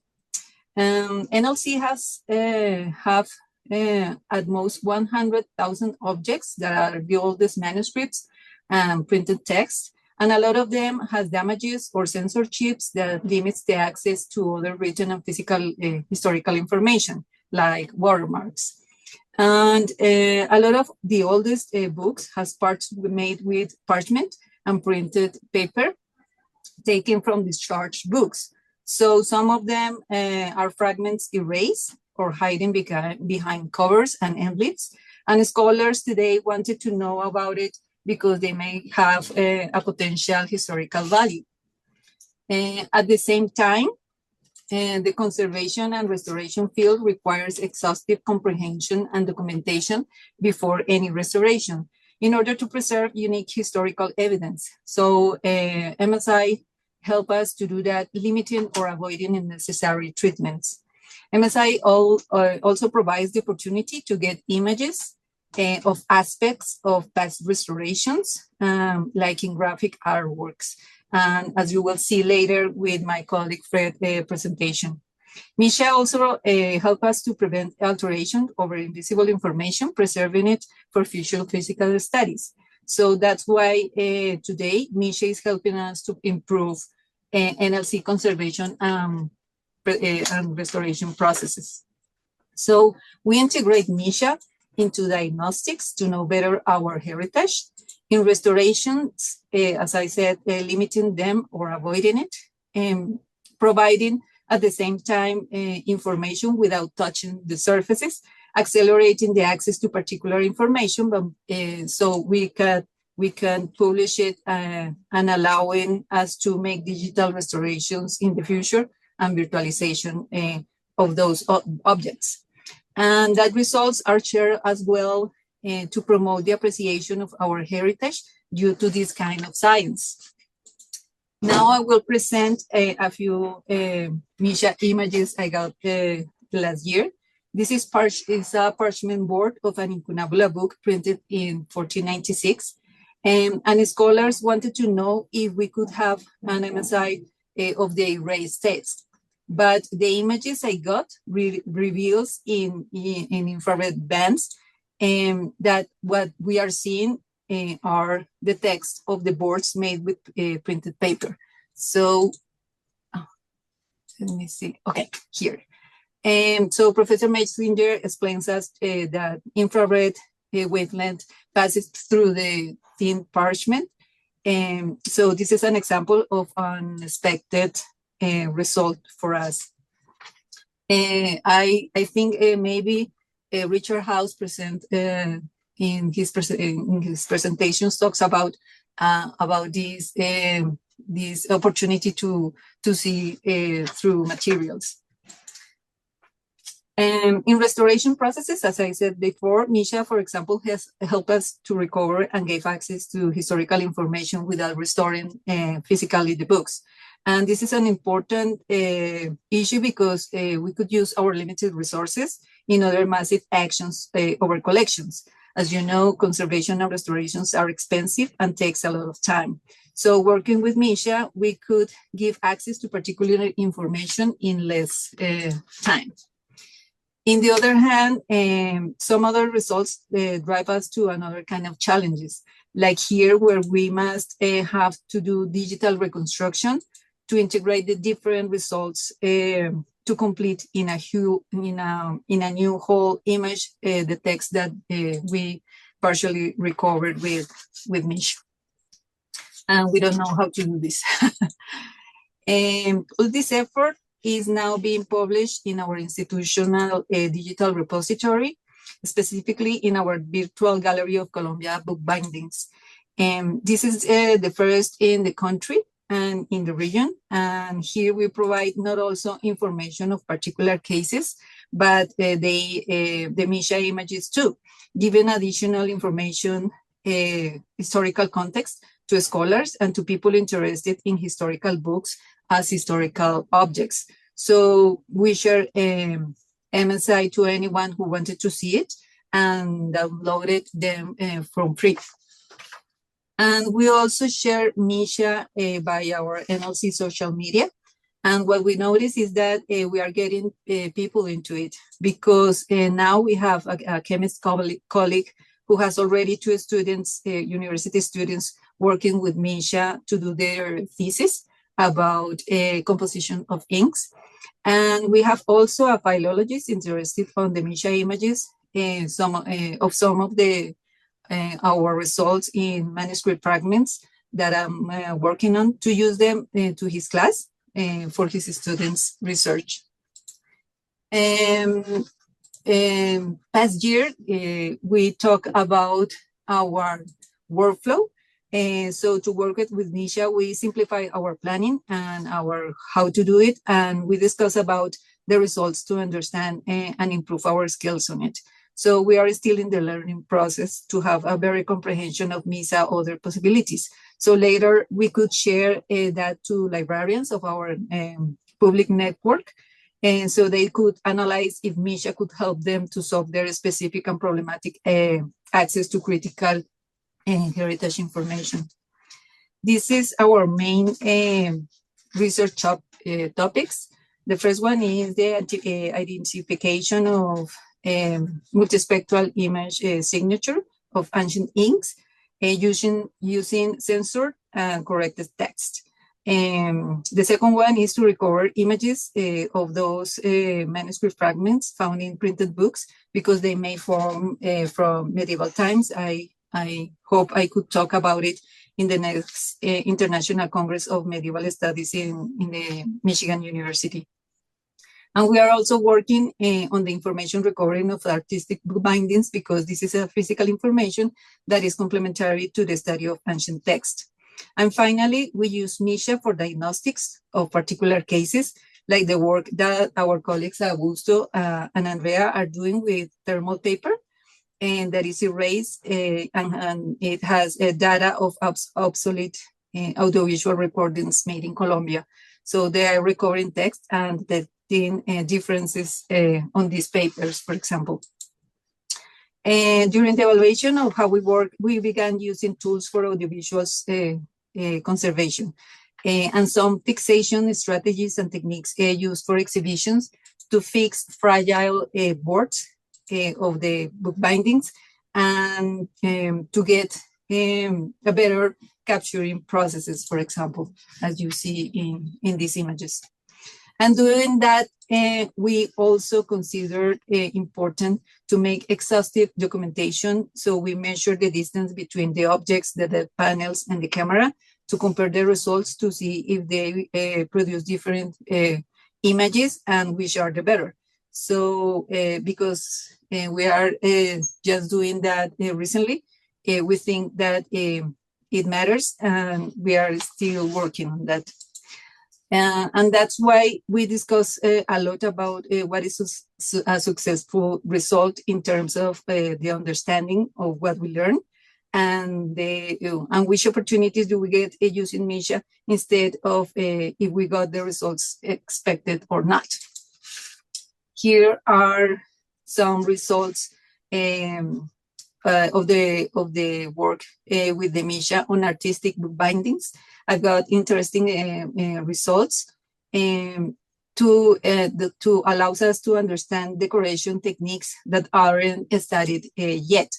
So those images are complementary information for this scholar topic research in the country, but we hope that it could be useful too for researchers in Mexico and Spain, because both countries are working on it, and we hope it could be useful to other humanities scholars like ecologists and paleographers. We have also a lot of difficulties and challenges to solve some issues due to the condition of our heritage. We found also the limits of the MISHA, and I'm now into the segmentation of the surface during the capturing and the processing, because of the deformities of the shine of the materials. And this is an issue because it's a frequently aspect in the parchment covers, as you see here in those images. So this creates an opportunity to produce a protocol and strategies to do it, and to reassemble later the images digitally, in order to have a readable image in a whole surface. This is surely something that maybe some of you have already solved, and for us would be very helpful to receive your advices and suggestions on that. And I wanted to finish my presentation leaving you some conclusions while we receive your questions, your thoughts, your advices, and suggestions. Thank you. After that, my colleague Frederick will show his work, specifically in artwork that he is doing with MISHA. Thank you.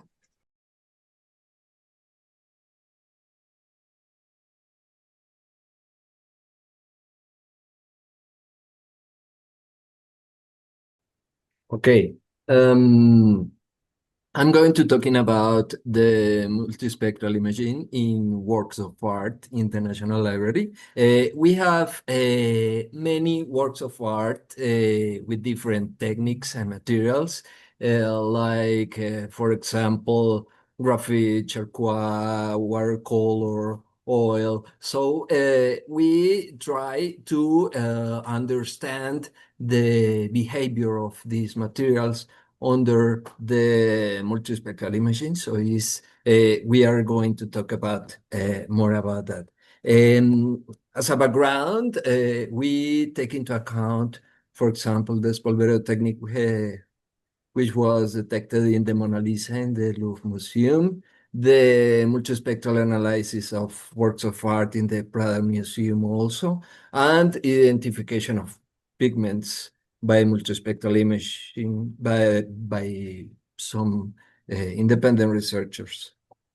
So we made a test with various pigments on a sheet of Kimberly paper. These pigments included graphite, charcoal, sepia, sanguine, white pastel, pink pastel, black pen ink, and blue stamp ink.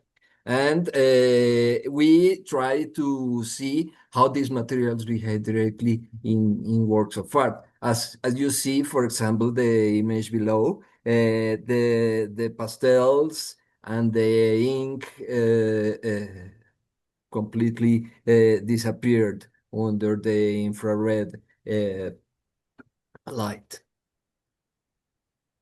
This is an example of graphite. This is a drawing from a famous artist of the 19th century, Alberto Urdaneta, and the graphite used layered and metallic structure produce a metallic shine by reflecting light intensely. Ultraviolet light, for example, under this ultraviolet light, the watermark become very evident. And for example, you see the grain of the paper and the state of preservation. For example, the adhesive marks in the paper, and under the infrared light, you see a high brightness and the first strokes of the drawing. This is other example from the same artist. This is a charcoal drawing. Charcoal appears matte, opaque, and dark, and it absorbs light without reflecting it. Under the ultraviolet light, this is PCA analysis under the ultraviolet lights. The charcoal remains opaque, and the irregularly grained magenta support and indicates that it's handmade. And the condition shows light green dirt on the edges and missing support, torn joints, and traces of interventions with the same materials as the mounting hinges on the upper edge. This is other example. This is a drawing from the 20th century from the Carranza font, graphic font in the National Library. This is made with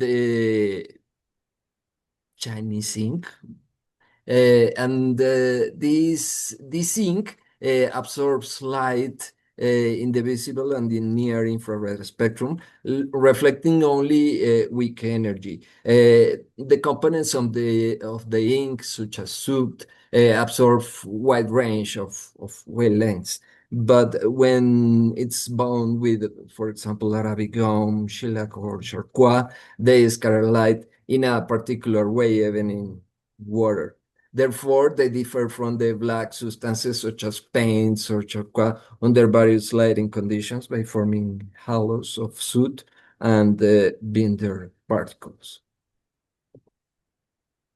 This is other example. This is a watercolor from the 19th century, approximately 1853. And this is from an artist from the choreographic commission here in Colombia. His name was Manuel Maria Paz.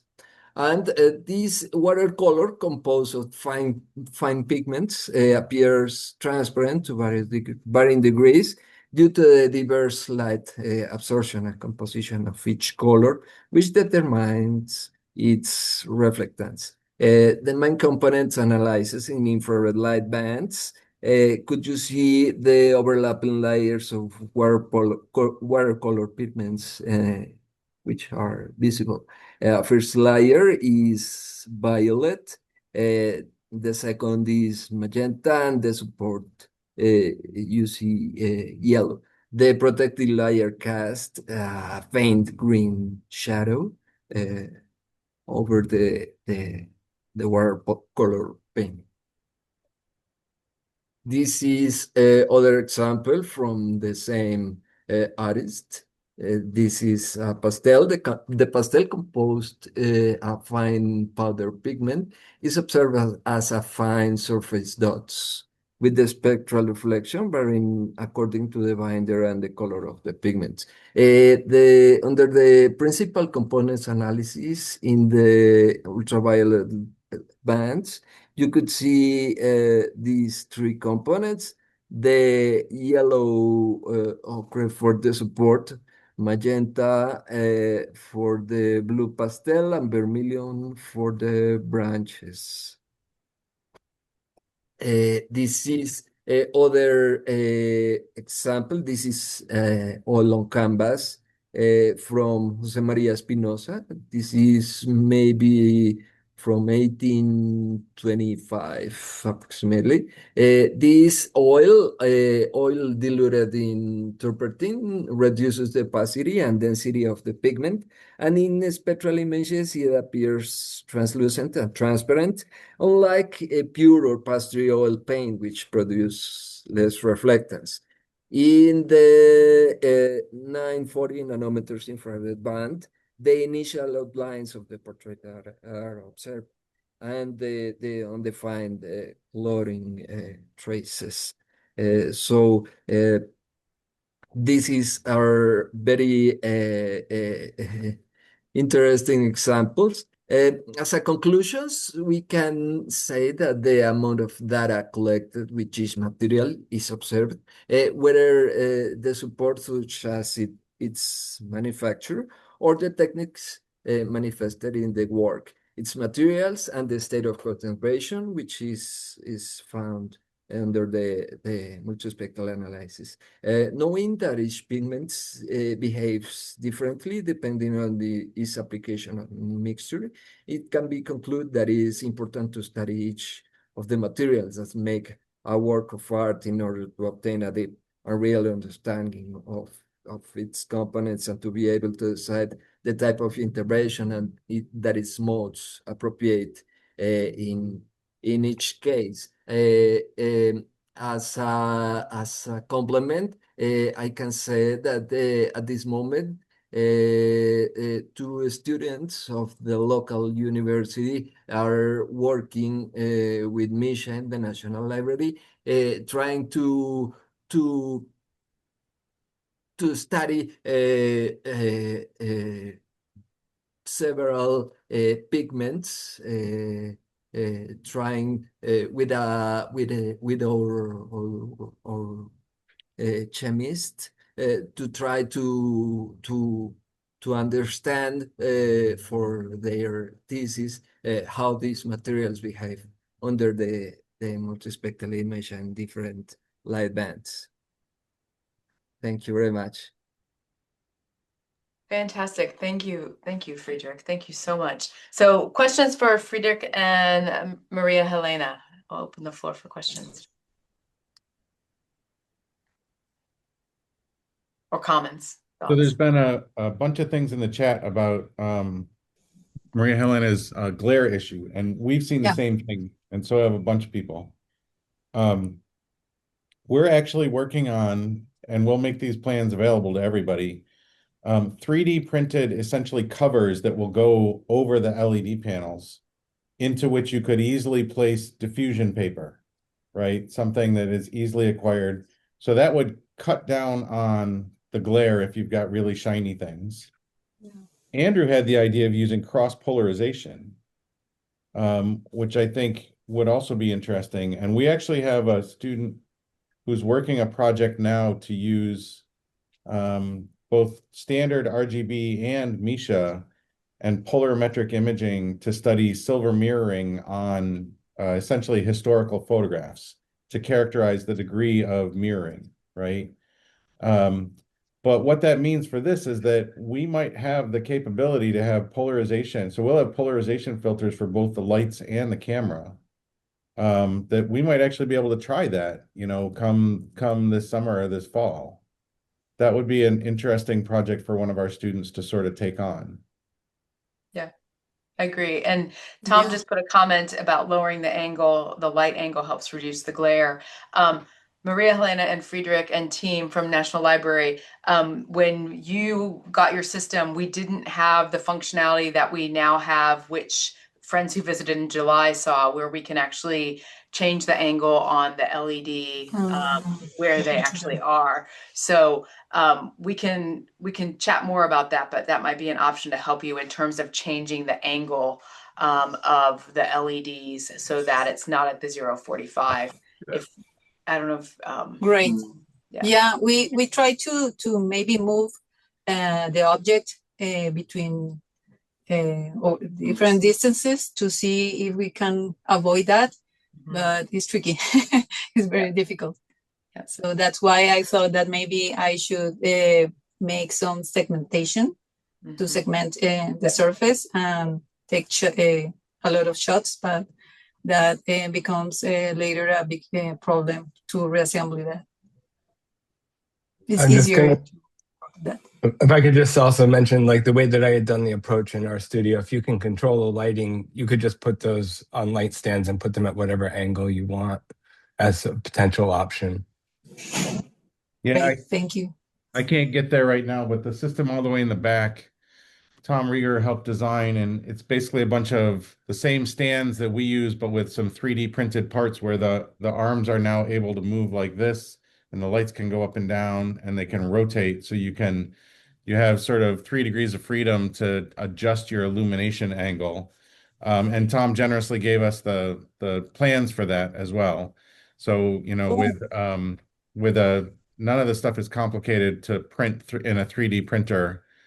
We can talk about that offline as well. This idea of having more flexibility in the lighting conditions. I think that for some certain things like that really glossy thing, that's super important. Yeah. Great. I think Charles, you is telling me about maybe a filter, a lens filters. Yeah. Hi. So Charles. hi, Mary. Yeah, I'm sick today. Sorry. Just finished our group Sorry. meeting.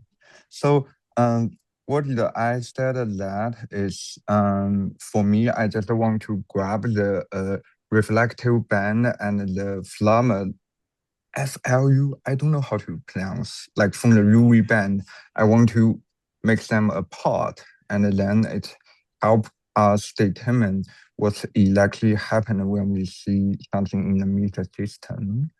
And also I have a question for you. You said you use a lot of MISHA stuff for the conservation, education, and the workflow, but you said it's hard. So Yeah. you means it's hard for conservation student, not imaging science student, to understand and use the MISHA software for analyze like PCA, MNF. They don't know what's the relationship related to this and that. Yeah. And we are just getting into into a better comprehension on how to solve specific problems, and so we could explain that in an easy way, because for the students of other disciplines, it's not easy to feel comfortable using this technology until they know more about it. So we are just into that. It's tricky even for us to understand and to solve some things. But it's super exciting. You've started to train other people, right? Yeah. especially Augusto, because making that promotion of what we are doing with the MISHA, people ask, we want to know more, and we want to do that and the other stuff. So yeah, today is a work that Augusto and Andrea is doing with other people. Yeah. That's what happens when you get good results. People want more. Alexandra's up next, but I just wanted to add one thought or one comment to our friends at National Library. One of the things I really appreciate is you always bring a new dimension to our work. Last year it was the workflow. This year for me, many things that you shared, but one is the decision making. Maria, you touched on it when you said that you could MISHA something and reveal the results, and that helps with your decision making not to conserve that item. You actually don't have to conserve that item. You can use the resources for something else. And I think that's a brilliant way to phrase it. That is probably what some other people are doing as well, but they haven't articulated it exactly that way. So thank you for recognizing that MISHA does help actually with you effectively using your resources as an institution. And I think that's really something that people do, but they don't actually articulate it. So thank you very much, friends. Thank you, Maria. Thank you, Augusto, who we see there. Thank you, Friedrich. And I think we saw Andrea there as well for a minute. But we'll turn things now over to Alexandra, who presents to us from Toronto, and then we'll have Jenny, and then we'll have a break.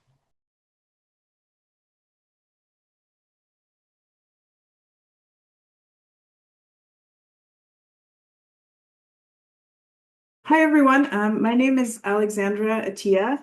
I recently finished a PhD at the Center for Medieval Studies at the University of Toronto, and I'm now doing a postdoc where I'm jointly working on a few different projects that deal with book science and archival materials. So I'm working on the Records of Early English Drama project, the Old Books New Science Lab, and the Hidden Stories project, all of which are also based at the University of Toronto. Previously in 2024 to 2025, I was a research assistant for the Andrews Project test run of the MISHA system. which took place at the University of Toronto's Thomas Fisher Rare Book Library. The Andrews Project is a project that Rachel DeCresh and Stephanie Leahy talked about earlier. And I want to clarify at the outset that I'm not speaking on behalf of the Andrews Project as a whole. The presentation by Rachel and Stephanie, they're much better qualified to kind of give you the perspective on the project more broadly. Instead, what I want to talk to you about today is a kind of side story that I've been fascinated with that came out of this project, or the pilot version of the project, and that I think can in a way kind of be a case study for using MISHA to try to address specific research questions. And this project had to do with a set of 17th century Peruvian books in the Fisher Library's rare book collection that we began to image during this pilot of the MISHA project. And I wanted to share this with you in particular because I think these documents highlight the utility of MISHA when trying to cobble together book histories in cases where really basic things about the origin and construction of books may be unclear. So to take a step back, how did this get started? How did we start looking into these books? As many other people mentioned in their presentations in the sort of first part of the day, when we first got the system set up, we started talking to librarians and asked if they had requests for things that they wanted to look at. They wanted us to image and see if we could find out anything about them. As we were starting out and conducting this pilot project, I, along with Andrew's project postdoctoral fellow Stephanie Leahy, whom you heard from earlier, and another research assistant, Azure Pham, were asked by Rare Books and Special Collections librarian David Fernandez to look at a couple of books whose title pages said that they were printed in Juilee, a rural area of Peru in the Andes, in 1612. David at the time noted that there was something unusual about this press, a fact which I also found in a bit of additional research on the topic. So as you can see here, actually on the title page, sort of below, sort of at the end, it says, impreso en la casa de la Compañía de Jesús de Juilee. So it's right there on the title page telling you that it was printed here. However, there's been some scholarly debate about whether or not these books were actually printed where the title page says that they were. So Juilee is a very remote, kind of high altitude area. It's home to indigenous groups, including the Lupaca. And in the early modern period, it was evangelized by Dominican friars up until the friars were expelled from the entire region, at which point the Viceroy of Peru transferred the parishes to the Jesuits. The Jesuits ultimately accepted the parishes of Juilee for a finite period as a kind of test run of missionary work in rural areas of Peru. And they began sort of their pastoral work in Juilee in 1576. And from the outset, they were really focused on training in the Aymara language. They founded a school, which then became also a center for Jesuits to learn essentially Aymara and became a center for language training. And then about 35 years later, we see a curious thing, which is 4 books pop up with the imprint of the printer Francisco del Canto, and they're all labeled as having been printed at Juilee specifically. All of the books are either bilingual or deal with language learning in some form. So there's a dictionary, a catechism, and so on that are bilingual or in Aymara. And yeah, they're all bilingual basically. And so again, as you can see here, the title page mentions and it was in Peru, and yet at the same time, it's unclear whether or not this press ever really existed here. And the uncertainty stems from a couple of different factors. So one, and this is from the John Carter Brown Library exhibit that included a different copy of the same book, says there remains some debate about the 4 books, all from 1612, that bear the imprint of this particular printer, because he was actually in jail for debts for much of 1612. So it seems unlikely he had an active role in printing these texts. So there's the question one of how is it possible that this printer was actually printing these texts? Were they possibly being printed in Lima? And Juilee was the sort of place where they might have been used or issued. The other factor is simply the remoteness of the location. This is from a recent book by Zanna van Loon on the production of missionary books in indigenous languages in the early modern period. And she notes that all 4 editions written by this particular author and printed by Del Canto in 1612 all indicate that they were printed in Juilee, but it seems very unlikely that someone could have installed a temporary printing press simply for the printing of 4 editions. However, some of the correspondence indicates that that is kind of potentially what happened. So essentially what David was hoping was that we could, with Misha, find some clues about what these books actually were. Some clues about the paper type, the ink, the watermarks, anything that might give us a little bit of a sense of how these books might actually have been constructed, which in turn can answer some of the larger questions about this press itself. And this I can come back to if we have time, but essentially the other part that's difficult to understand about this potential printing press in Juilee is that it's sort of out of step with the development of printing presses in Latin America, which tended to start in urban centers. So for some of the issues that David wanted us to look at, or that we were originally kind of looking at, we actually found it difficult, at least in the sort of initial stages with the abilities that we had at the outset, to use Misha to answer some of those questions. So the paper was actually extremely thin, which made it really hard to do any kind of watermark imaging. We found that quite challenging. And we ended up ultimately kind of getting clearer watermark images with transmitted light and potentially and a conventional camera. Although I was obviously very interested to hear some of the earlier talks also talking about light sheets and other ways to get sort of clearer images of watermarks, which we could possibly do going forward. So initially, we sort of set it aside a little bit because there were other projects that we were testing out that had much clearer and more obvious results at first. But then there turned out to be a sort of another wrinkle in the story, which is that due to some confusion, I accidentally called up the wrong book at some point. And I ended up calling up a much later book that was actually listed in the Thomas Fisher Rare Book Library catalog as a forged first edition from this same press. So I started to also then get interested in a little bit of a different question, which is what can we do with Misha to understand this idea of reprinting or forgery, which is sort of unclear which of the two it is. Because how can we understand the sort of differences in production and book construction between something that's essentially imitating an original first edition and something that is an original first edition? And here, Misha proved to give us a lot more information about certain things, especially since this book is a little bit more composite. It has a lot of paste downs, and Misha allows us to see some of the text that's essentially written on the sides of the paste downs that are not visible.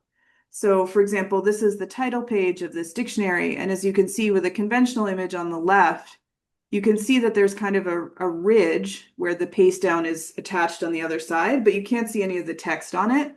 Whereas with multispectral imaging, you can see the text that's essentially written on that side of the paste down. So in a way, you can kind of double the amount of information you have about the paste downs in the text themselves.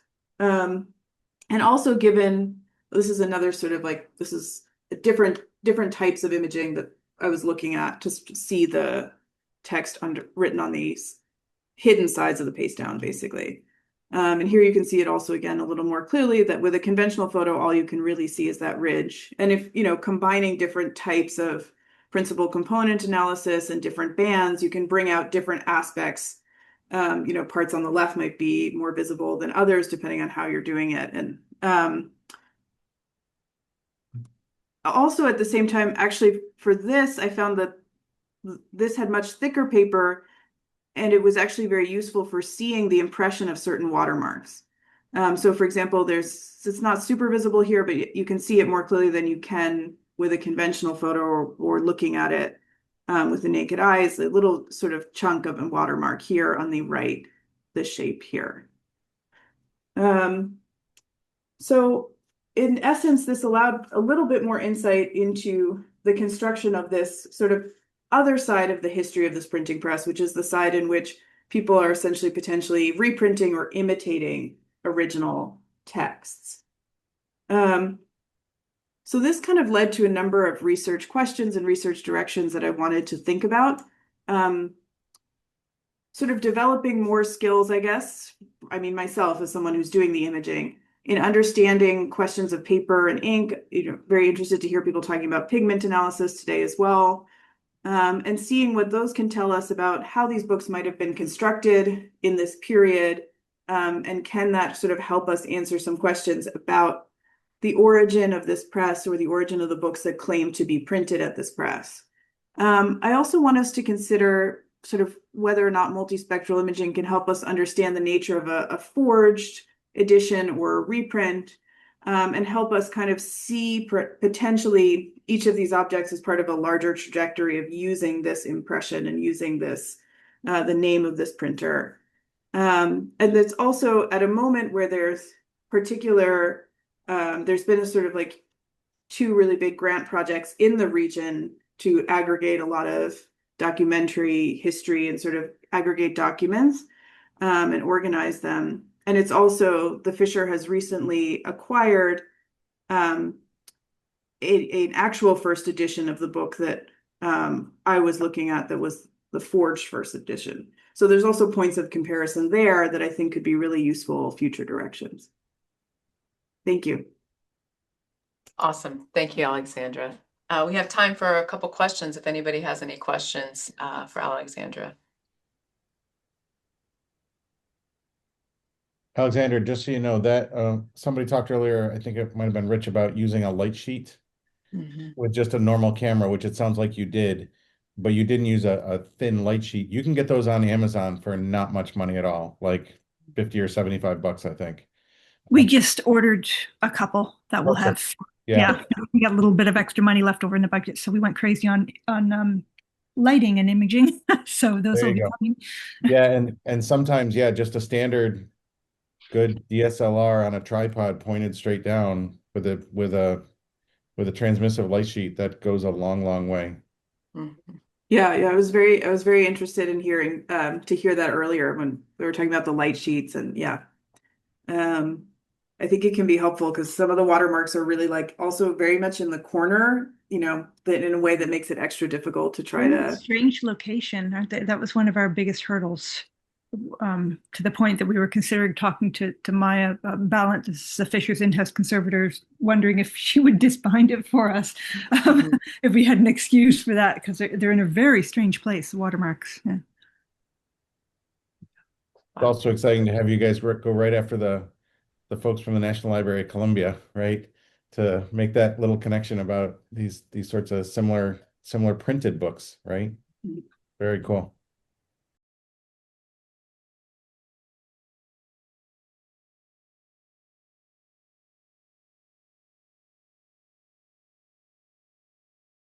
All right. So I'm Jenny Lin. I'm the language program director at Dartmouth College's Department of Classics, which means I am just very much a Latinist. That is really the only skill I am bringing to this.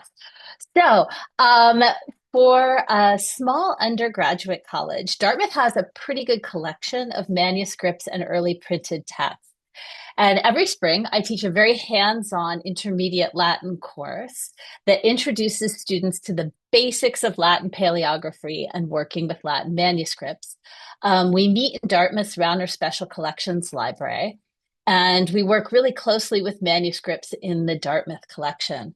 The class always culminates in a group project in which students, in groups of 3 or 4, work to find out everything they can about a single fragment in the Rauner collection.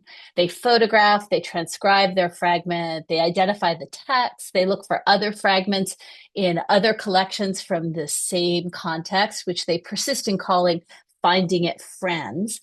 And they publish their work on a shared WordPress site. And beginning this spring, we'll also be adding our fragments to Fragmentarium to make them more discoverable by others outside Dartmouth. So 2 years ago, we concentrated on binding waste, some ex situ, but mostly still in situ waste, bound into manuscript codices and early printed texts in our collection. And then last year, we concentrated on individual leaves in the collection, mostly leaves that were sold by the infamous biblioclast Otto Eggy in the middle of the last century.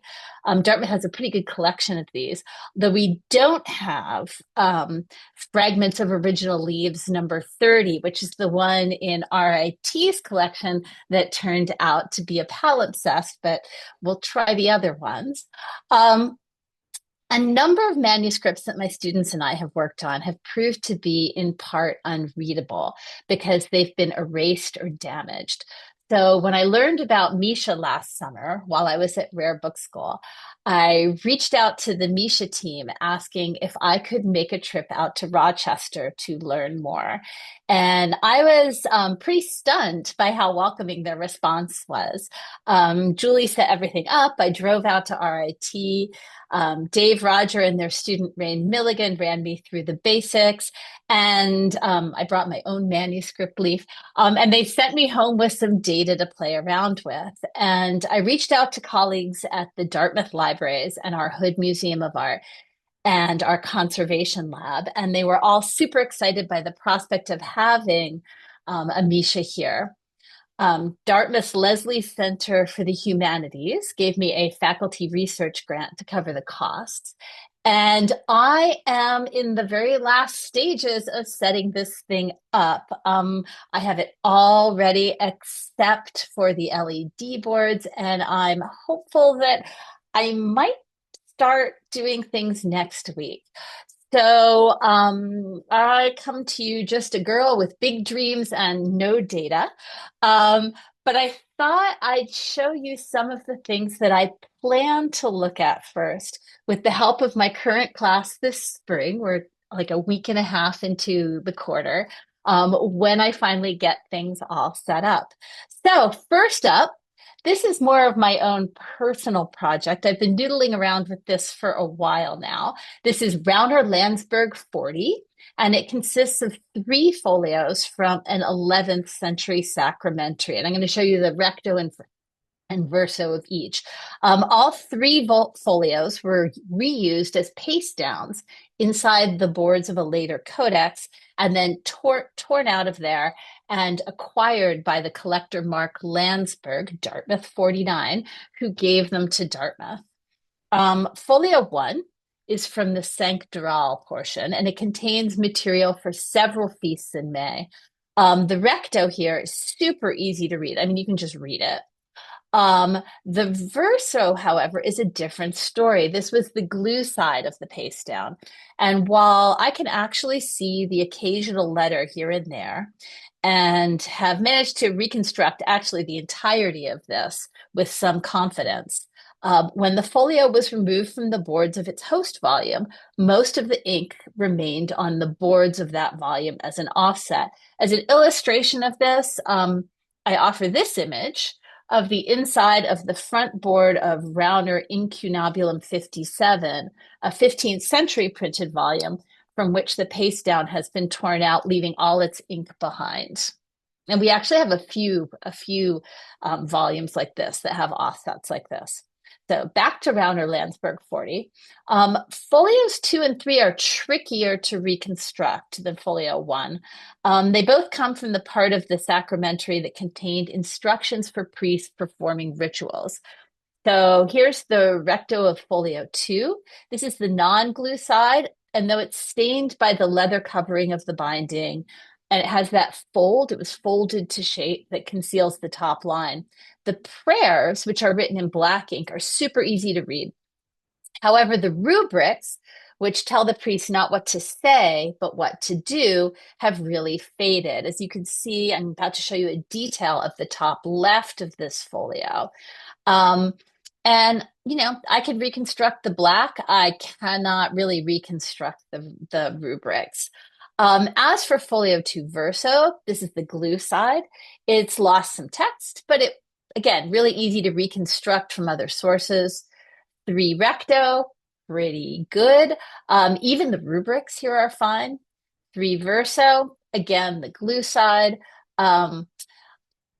It left behind some text when it was ripped from the boards, and the rubrics are very faded. Here comes a close-up. In this detail from 3 Verso, you can see that the blind ruling is actually a lot easier to see than the ink that was once there. And the rubrics are really the interesting part of this manuscript. The prayers, they're the same everywhere. The rubrics are where you see like regional variation.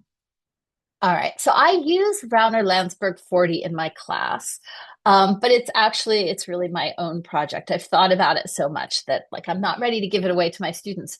But I will finish up with a quick look at a few of the fragments, all of them also pieces of ex situ binding waste in our collection that I plan to assign to my class this spring for their final project. So I actually invited them to this Zoom, so this might be the first look that some of them get at the fragments they'll be using. All of these, I think, and I'm hoping you'll tell me afterwards if I'm wrong about this, but all of these are fragments that I think will be rendered much more readable using MSI. So first off, another Landsberg manuscript. This is Rauner Landsberg 10. It's a maybe 13th century musical text. The writing is the text is pretty good. The music is pretty hard to read. I think this may have been a paste down. Next, my personal favorite. This is Rauner manuscript 2285, and it is an envelope of fragments. These are all pieces of a 15th century manuscript of Sallust, his Bellum Catalinae, that was reused in the binding of a 16th century Plato and then removed. And this one is going to be fun because we have, of course, complete text of the Bellum Catalinae, which means students will be able, I think, to figure out just how these various fragments once fit together and figure out how many folios of the original text we have represented here. Here's Rauner manuscript 2387, a 14th century text that looks to me like it was used as a paste down. And if you look carefully at the lighter side here, there's the ghost of another text just visible there. I don't know if it's not show through. It might be an offset of something that was next to it when it was in situ. Finally, this is Rauner Manuscript Codex 3498. So this is a book. The text block inside is a manuscript on paper. It's a Latin text on penitence, and I find it boring. But more interesting is the waste parchment limp cover that you can see here. The front is on the left, the back is on the right. And this comes from a doctor's recipe book. And the students who worked on this in the spring of 2024 managed to read one of the less damaged sections. We have some recipes for headache, if anyone is interested. But there's a lot more work to do on this one. And anything that we can do to make the damaged text, I mean, it's faded, it's water damaged, part of it's been crossed out. Anything we can do to make that more readable would be helpful. Finally, a project for the more distant future. This is an old project that I thought I was done with, but now I see new possibilities. So just a few years ago, a team of students and I digitized an entire 16th century antiphonor in the Rauner collection and published it all online with a full index and a transcription and even the music, like you can click a button and the music plays. And the book begins with this hymn. And obviously, at some point, the text of the hymn needed to be modified. It's a pretty common hymn. It wasn't too difficult to reconstruct the erased lower text. And I mean, it's super obvious if you look at the initials, especially in that middle image, like look at that P down there in Praecepta. It looks up close, it looks even worse. It looks like they did it with like a child did it with tempera paint. I'd love to add to our site images that make the undertext actually readable. This, however, is a project for the more distant future because this codex is a monster. Here it is in the Rauner Library. It sits out at all times because it weighs more than 100 pounds. And on the left here is an image of some of my students in the basement of the libraries digitizing the text. It took 3 students on the text to sort of hold it. There wasn't a cradle big enough for it. So it took 3 students on the text and 2 students working the cameras to get this thing digitized. Anyway, I'm obviously just at the very start of all this. I'm looking forward to seeing what my students and I and my colleagues across the campus can find this spring once we get things up and running. And I'm very much looking forward to the MISHA Summer Seminar, where I hope to become competent. That's awesome. Thanks so much, Jenny. Thanks for sharing. Questions, comments, feedback, thoughts for Jenny? I love that you're a girl with big dreams. I think we feel that vibe. Other things that people want to share? So Jenny, I don't know if you were here when we talked earlier, but we had a student that was trying to image a very large thing. And she came up with this thing. I don't know if you can see that. I saw this earlier, and then later on I had to run off and go teach. But Right, yes, I saw this, and it slides across. Right? Yeah, it's a rectangular large base, and then this is a sliding contraption that'll slide back and forth on here, and you can mount the camera and the panels on this arm, right? So these are pretty minor modifications, and then this whole sort of U-shaped structure can slide back and forth along the thing. So if you built a rig that was big enough that the book would sit inside it, right, then this thing can just sort of the whole kit and caboodle just sort of slides back and forth. So I mean, I think that's a cool. If you want to go back to that book, that was pretty straightforward to build. It's just, I think it was less than $100 or so in aluminum. So I actually added that book to my slideshow after I saw that rig this morning. I was like, oh, wow, I could maybe go back to that big antiphonor, because that thing, it's a monster. It's really big. Yeah. Oh, I think Julie just put Julie just put a better picture of it in the chat. So that's the left is Sawyer, the student who's leading that project, and the right is Eli, the grad student in College of Art and Design, imaging the map. So Eli's making notes on the segments and blocking off, and then you can't see it here, but they had a long strip of Mylar that they used to lay over each segment as they moved it along to the next to assure that they had overlap where they needed it. So this long strip of Mylar they were using to gauge like where the camera would be situated. I don't see the piece of Mylar on there, but they were using that to slide across. So the only thing that one doesn't do is it doesn't go up and down. So they knew what height they wanted to be at, so they sort of set it that way. But again, that would be pretty straightforward, I think, for some clever students to figure out if you needed to move the camera up and down and stuff. But yeah, that would solve that problem. That's probably better. I just put another image in that's lower, so it gives you a sense of how operationally it works. So obviously don't share those. Those are students, pictures for the students for their portfolio. So please don't share those further, but just helps give you the context to that. So other questions folks have or thoughts? For anyone, so for Maria Helena, for Friedrich, Alexandra, or Jenny. It's fantastic. Jenny, I think it's really cool that you're having students do this stuff, right? This is just, here you go. Try to figure this out, right? Let's see what we can learn with all the hammers and screwdrivers we can find. That's awesome. Yeah. I suspect they may be better at it than I am.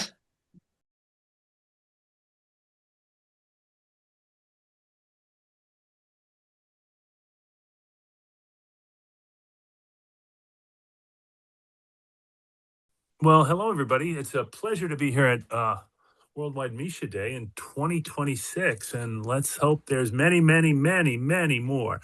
I'm Peter Herdrich.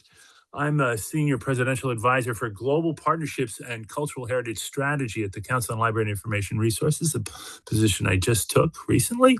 And I work on cultural heritage preservation projects, mostly in the field of digital infrastructure building, around the world. I work a lot in the MENA region. I also am the co-founder of the Antiquities Coalition, which is an anti-looting and anti-illicit trafficking organization, and which is well known for that work. That's where I come from. I come from more of a cultural heritage preservation background rather than, I'm not an academic, I'm not a librarian, I'm not an archivist. So I can say, though, that I am a cultural heritage preservation person. And I joined the MISHA team recently to assist with outreach to partners around the world, particularly in the Middle East and North Africa. And what I like to do what I'd like to do today is tell you a little bit about MISHA and its remarkable uses in cultural heritage preservation, at least as I see them, and as I become more familiar with them as I work more with the team here. Okay, so let's start here. We're going to start with a little story, and this starts in 2022. That's me in Algeria. I'm on a research trip there. I had some funding from the US government to work with the Algerian Ministry of Culture to try to figure out a couple of things with them. They wanted to do more on cultural heritage preservation. They were a little uncertain about where they could best put their efforts. And so I joined them, and along with some other partners of mine, to travel to Algeria and to do some research and to find out exactly where we thought resources could be spent, where they should be making an effort, what things were most under threat, that sort of issue. So anyway, here I am. I'm in the desert areas of Algeria. And if you can think of the map of Algeria, what it looks like, and it looks kind of like that. Well, I should do that in the mirror image. I don't know if I can do that. And if you stuck your finger right in the middle of it, which is right in the middle of the Sahara Desert, that is where we are. What we ID'd as the challenges that we thought were most threatening to cultural heritage in Algeria at the time. This is, remember, 2022. It wasn't so much the rise of Al Qaeda in the Maghreb, which of course was a threat and resulted in some damage and some troubles, particularly in the southern area of the country. What we saw, though, there was really two problems. One is, of course, the question of climate change, and particularly, again, in the desert areas in the Sahara. You can imagine the climate has gotten much worse. It's much hotter, and temperatures go up extremely high there in the summer now, higher than they had been before. So that, of course, is a challenge. And the other one, and the place that this is most vivid is in places like this. You'll see this image. This is a khizana is the Arabic word that they use for it. And what that is it's a small private library that exist. These exist across the Algerian Sahara region, but they also exist. You may have heard of Chingiti in Mauritania. There's also these small privately held libraries in Libya, in Tunisia, in Morocco, in much of Western and Northern Africa. And what they do is that they house materials, manuscripts principally, but also all sorts of educational materials that were obtained when people from the area went on the Hajj. So they would travel back to Mecca, and on the way out and on the way back, they would acquire manuscripts, and they would bring them back for their own personal use, but also for the use of people in their communities. And so this was a wonderful process that started about 300 or 400 years ago. So many of these libraries, many of these khizana have been around that long and have done a really, really brilliant job of maintaining and protecting and preserving these cultural resources. But as I say, as with the threats of climate change, we're seeing a bit of a change in that. So let's do this. That is a picture that is taken. We estimate. When I say that, I really credit belongs to the people at the university in Adrar, which is in the center of Algeria. The faculty there do a lot of work on manuscripts, and this is just a scene from one of these khizana of pages that you can see just had deteriorated to the point where they just fell apart. And they attribute much of this to the change in temperatures, and also what people are suspecting is that as our researcher friends go around and visit these things, there's about 100 of these in Algeria, and they regularly try to get to see this material. And when they look at it, they look for signs of damage, but they also look to see how they can help, what they can assist with, and of course they're researchers and they're interested in, of course, in the content. Many of these manuscripts are science and mathematical treatises. There's also religious material as well, reflecting its origin when people went back and made the Hajj. But and you can imagine, at that point, it took about a year to do that trip. So it's a long trip, and people who did that were, of course, had the wherewithal to be able to leave for that amount of time. So they came back with lots of different interesting things, and those are still out there. And they're under threat. And that's the point that I really want to make with this, that they are under threat. All right, so we went to the town of Adrar. That's not Adrar. That is a small village located not far from it. It was about 30 kilometers away. And that on the right is it's the middle building there on the right, is the local Khizana. We went to see that. We went to have a look at one of these, one of the local libraries in situ, and we found that we were joined by our friends from the Ministry of Culture from their library division. On the left there is the head of that, Hassin Menjour, who was with us on this, and that's the librarian on the right. Now, the thing I'd like to point out here is we're out in the desert. There is no question that this is we were there fortunately in March. We weren't there in the summer, but it's very hot. And you can see there, one of the things that I thought was particularly interesting is they keep the windows open. There are no coverings on the windows. And that comes up for two reasons. I'll tell you. The first is, of course, to help control the heat in and out. They keep it very dark. They keep all their manuscripts in cabinets or chests, that sort of thing, to keep them out of harm's way of any kind. And I note this because you'll see the windows open. When we were there, we saw bats fly in and out of that window and fly around in the library space. And I have a slight phobia of bats. I'm not a huge bat fan, and we had some other people who felt the same way. And I thought to myself, is this the greatest idea in the world to have bats in and out of here? And I thought maybe I should. What I thought really was, I thought I should not ask that. That was not a question that I thought would be appropriate for me, a guy who knows very little about this entire subject. I did wait, and I talked to my friend Hassan, my colleague on this, and I said, "Well, what about the bats? Or should we have bats in with manuscripts?" And he said, "No. We love the bats. The bats eat insects, and it's the insects that we think are the biggest threat to our material." And I thought about this a lot because I thought, that really is a lesson.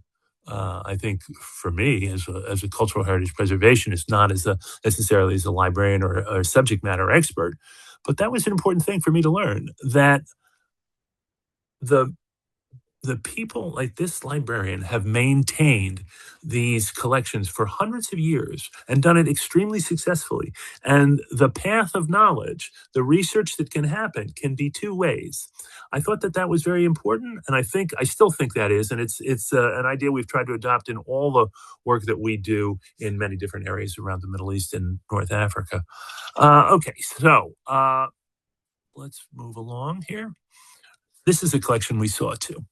This is correspondence that occurred.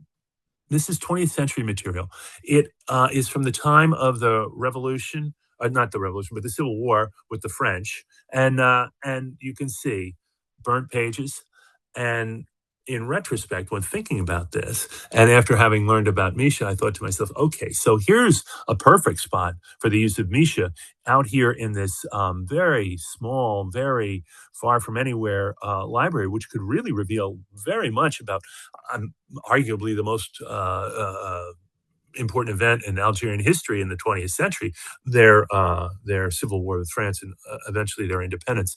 But I hope that, it's that sort of thing that I wanted to make this point as a guy who's interested in cultural preservation. Research was not always the first thing I thought about. I always thought about what we want to do is we want to get pictures. We want to be able to make digital surrogates. We want to be able to have inventories in case something gets looted. We can find it. We can get it returned, repatriated. But one of the things that we have to always remember, and I learned this lesson from my friends at Clear, they deserve credit for this, is to say that we have to remember that research is critical. And so I realize I'm running short on time. I'm going to let's just run through a couple of other slides here. I want to introduce Archbishop Najib Mikhail. He is the Chaldean Archbishop of Iraq. He is our latest. I got involved with this project in order to do some outreach in the Middle East, and I have been working with Archbishop Najib for some years.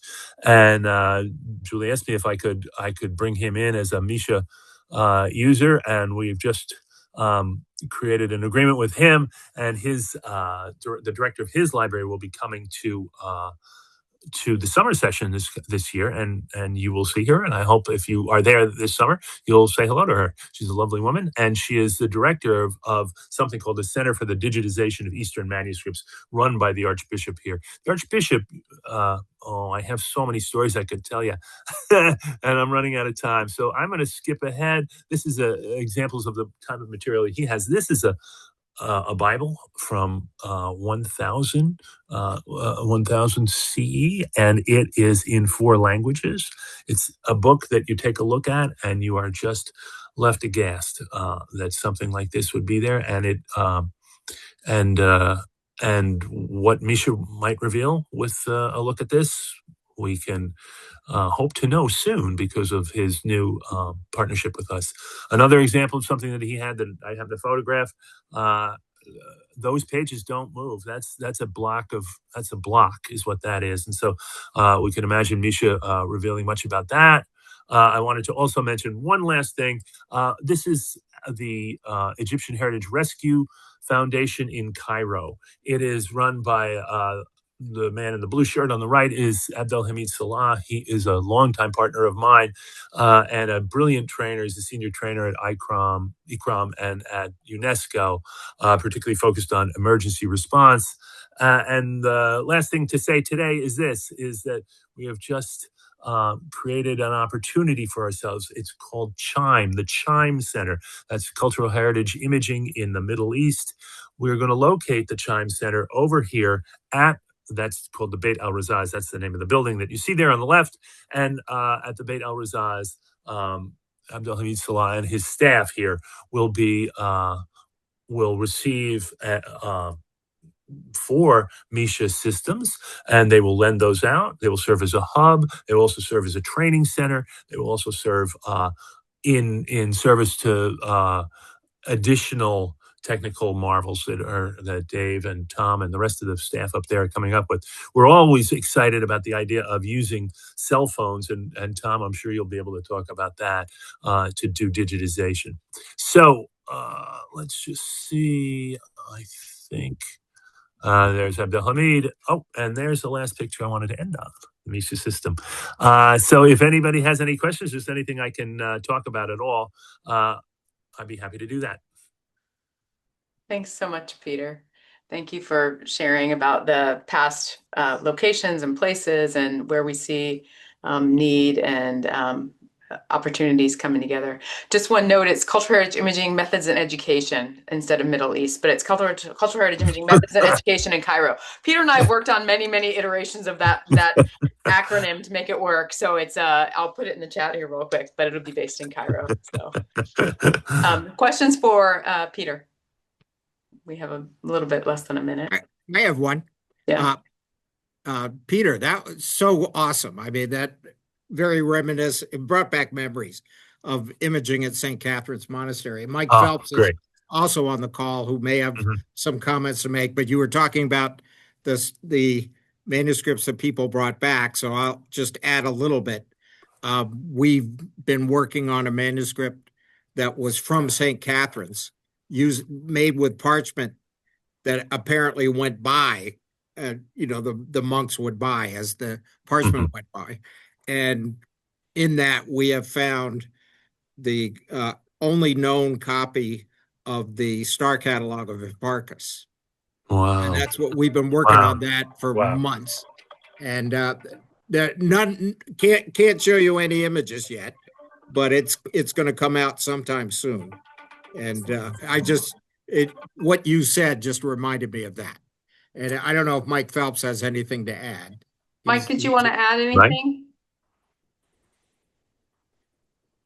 He may be away from the computer. Anyway, it's just awesome. I really enjoyed that. Thanks. It's very interesting. The whole idea of digitization and documentation has become it's become a subject for diplomacy. And there's something that we talk about sometimes, not digital diplomacy, but digitization diplomacy. The idea is that projects like this are funded often by the American government, but also by the EU and EC funding sources. And what happens is because it's not that expensive. It's not that expensive to put together a digitization lab. That's what I do frequently with my friends at the Egyptian Heritage Rescue Foundation. But what we see, and when we look into the future, just a tiny bit, what we see is the addition of MISHA to all of those. That giving people the opportunity to do multispectral imaging along with their digitization documentation, their white light digitization documentation for inventory and purposes similar to that, is going to be a huge step forward for us. And it closes the circle is what it does. If you think about preservation, and then you think about digitization, and you think about access to that material, and then you think about research, MISHA really does help close that circle and makes it a virtuous circle, really. Julie, did you mention how we ended up meeting with Peter? I didn't actually, but it's as a result of our work with the Whiting Foundation on the project in Iraq. So we reached out to Peter to ask him to assist us with coordination. We had the Mosul portion covered. We had contacts there, Dr. Yahya Hadar from RIT Dubai. And Peter has contacts in Kurdistan, specifically Erbil. And so we were able to connect through Whiting Foundation, and I am all the more merrier and grateful. It's been great working with Peter and bringing him into our work here at RIT. It goes back one step further, because our friend Chet Van Duzer was the person who connected us through folks at the National Library of Columbia to the Whiting Foundation. The Whiting Foundation were the people that first funded our work, getting systems to Friedrich and Maria and all those folks in Columbia. And then the person who's in charge of the Whiting Foundation really, really liked it and wanted to try to expand the network. And so she put us in contact with Peter. And so it's kind of just a growing thing, which is really, really nice. And let me add too that the Whiting Foundation funded my very first project back in 2015 with CLEAR and with Stanford, which was a digital library of the Middle East. And so we all owe a tip of the hat to Constantia Constantino and the folks at the Whiting Foundation, and before her, Daniel Reed as well, for their generosity and their spirit.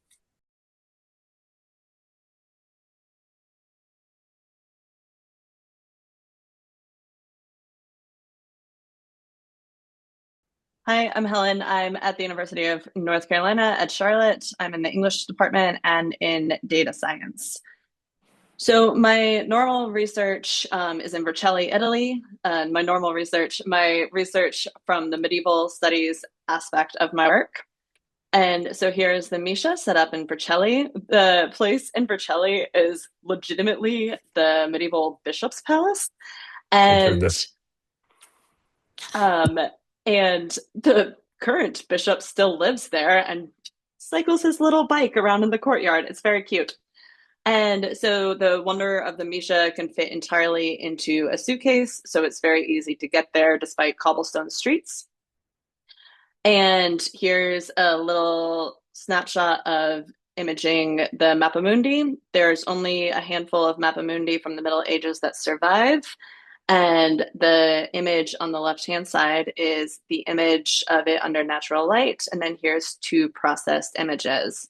Because medieval maps are what they are, this is obviously some very elaborately drawn creatures. And then the Alexander the Great praying to the tree of the sun and the moon, which are trees that talk and provide prophecies, and told Alexander the Great that he would die within the year. And so he had to return as quickly as possible to his wife and mother. He was much more upset about his not seeing his mother than his wife. That's a whole issue. But you can see how the very edge of the known world is marked by Alexander the Great. So MISHA has allowed us to be able to see details on this document that would not otherwise be seen. We talked earlier, or one of the participants talked earlier about trying to teach and introduce new people to the MISHA. So in Vercelli in 2024, we ran a digital humanities summer school in which we did introduce students to the MISHA. And it was really, we felt really lucky because we were able to do that in situ in an archive. In 2025, we were supposed to be able to run an NEH summer school in the University of Colorado, Colorado Springs, where we would have introduced students to the MISHA again. However, we got doged, so that did not happen. However, I wanted to primarily share, Roger asked me to primarily share the work I had been doing this past spring in Karlsruhe. So I was asked by a medievalist colleague, Dr. Nicole Vollmering, to fly over to Karlsruhe, Germany. She has an Irish grant that is helping look at pre-9th century Irish palimpsests. And because the Irish tried to convert literally everyone, there's a lot of Irish manuscripts on the continent, and there's a lot of palimpsested Irish manuscripts on the continent. While we were there, we weren't able to block out the room at all that we were imaging in. We were just imaging in the middle of their rare books room. However, she had bought this collapsible box that was designed, I think, for influencers to like take pictures of food, but it worked. It kind of pops up and it fits around the MISHA and allowed us to black out this area very effectively. The other unexpected consequence is because the inside was very shiny, I was worried about what that would do to the lighting, but it actually ended up working as a diffuser and ended up causing the light to be more evenly spread across the documents. Here are some examples of some of the results. You can see the document on the left-hand side under natural light. I, looking at that, would not have sworn that that was a palimpsest, but imaging has clearly revealed that it is.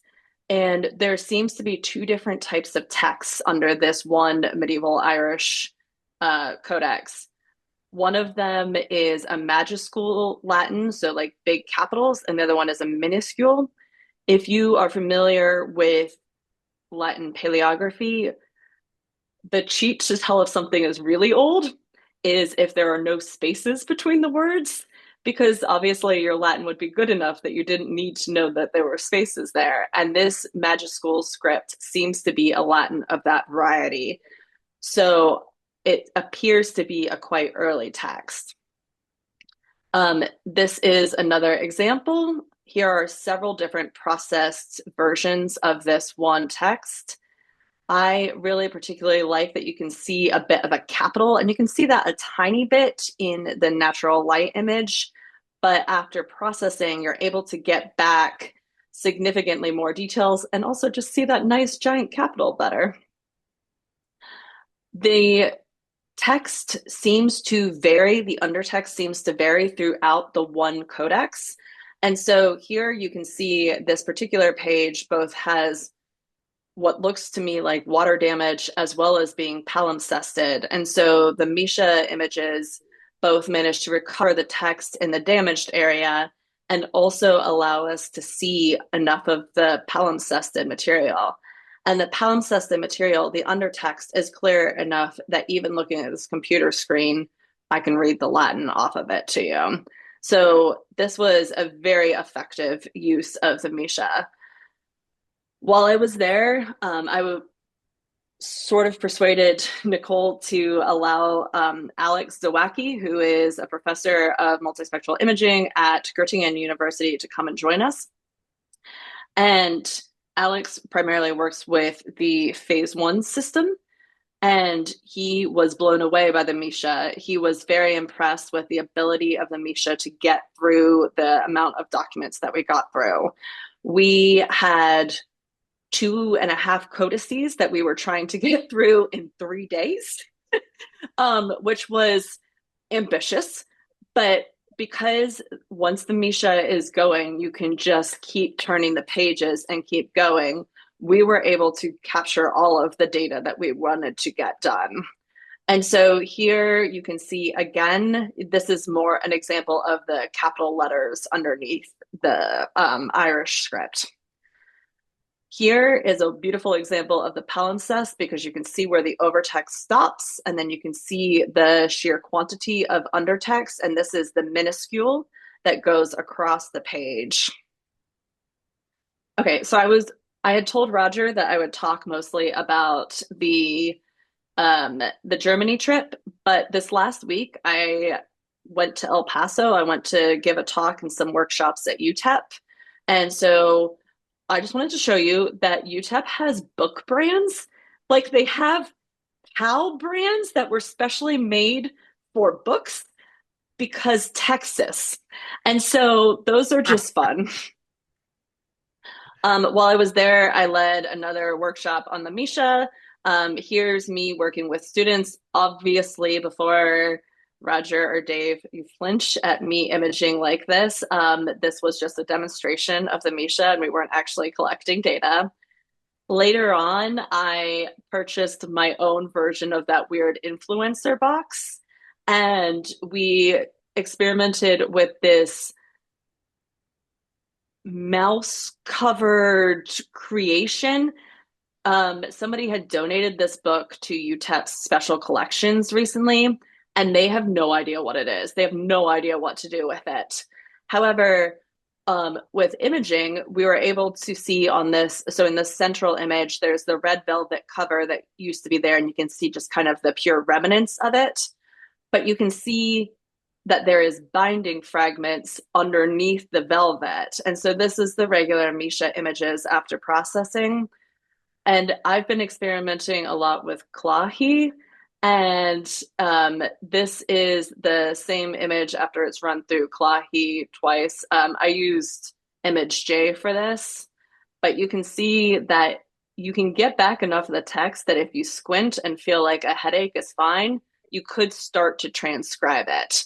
So the MISHA is able to get enough detail back from the front of this cover that, like, okay, I work with a lot of old, gross manuscripts. I like manuscripts that are old and gross.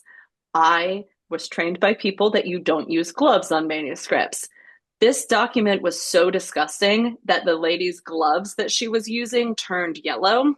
And after I touched it, I had to go wash my hands immediately because they were afraid I'd get that weird mouse pee disease. And so it was disgusting. But the MISHA was able to capture enough manuscript detail from the cover, from that one disgusting fragment on the front, that you can actually begin to transcribe it if you're willing to suffer a bit. And that's it. Thank you so much. Thanks so much, Helen. That was exciting to see. And Maria put some comments in the chat about the markings that are also used for cattle and provenance. So you might be interested in that. I think there might have been some questions too. So thank you so much. Helen, I was just going to say, if you can send us any information about that, the little influencer tent that you bought. Yeah. We'll send it out to the MISHA group, so that, because that looks like it's a really good size. And you're totally right. I hadn't even thought about it, but imaging inside a shiny material is effectively going to act like a diffuser, right? Yeah. And that is a very happy accident, or I'm sure it's exactly what you were planning for. A well laid out plan, well executed. Yes. Yes. You know me so well. It is definitely a thing that I intended to do. and had no accidental benefits. This particular version of the influencer tent I'll send you also has a variety of different colors you could have as a background for whatever reason. But the thing that seems interesting to me long term is that it also has a series of LEDs that you can attach to the inside of the tent. I obviously did not do that because I had a functioning Misha, but I think it might provide an interesting option going forward for something. So I will send that to you. Thank you Yeah, so much. that'd be great.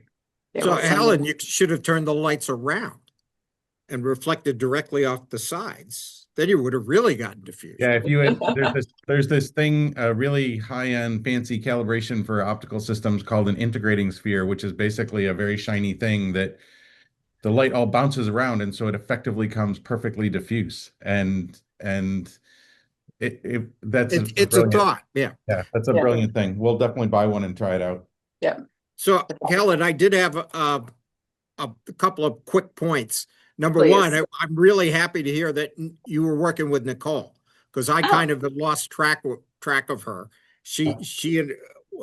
I know she had a project she was working on. I'm really glad you were able to help her out. Yeah. And the second thing is I'm very envious you got to go to Karlsruhe, because I wanted to go there, because that's where the guy who pioneered multispectral imaging back in 1910, sorry. The Benedictine monk who became a Nazi. And in the library there, they have his papers, and I've always wanted to go and look at them. So at some point, we'll have to go back.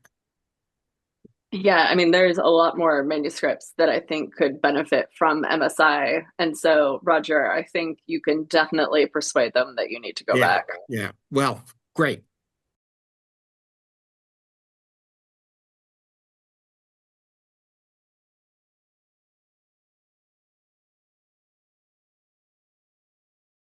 So I decided I was asked to kind of talk about my experience with Misha.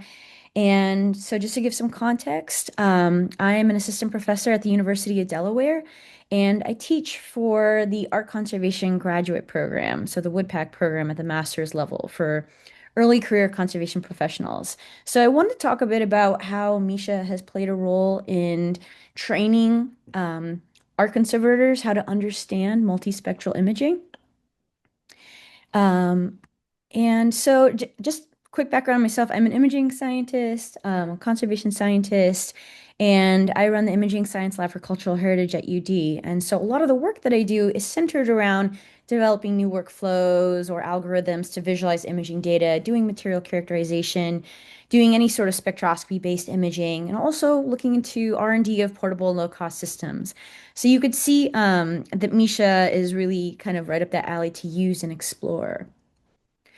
So at the University of Delaware, we actually have 3 art conservation programs. So one at the undergraduate level, we're the only one in the US to have that program. And then we're one of a few graduate programs that give a master's degree for art conservation, and that's a joint program with the Winchester Museum. And then we do a doctorate in preservation studies. And so, you know, part of my role is trying to bring imaging and microscopy and science to these students.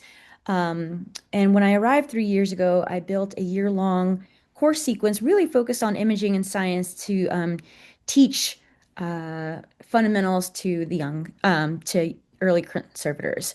So, you know, when we look at an object, we try to use different modalities across the electromagnetic spectrum. We use near surface techniques like UV and then visible light, and then we start to penetrate using infrared light, maybe X-ray.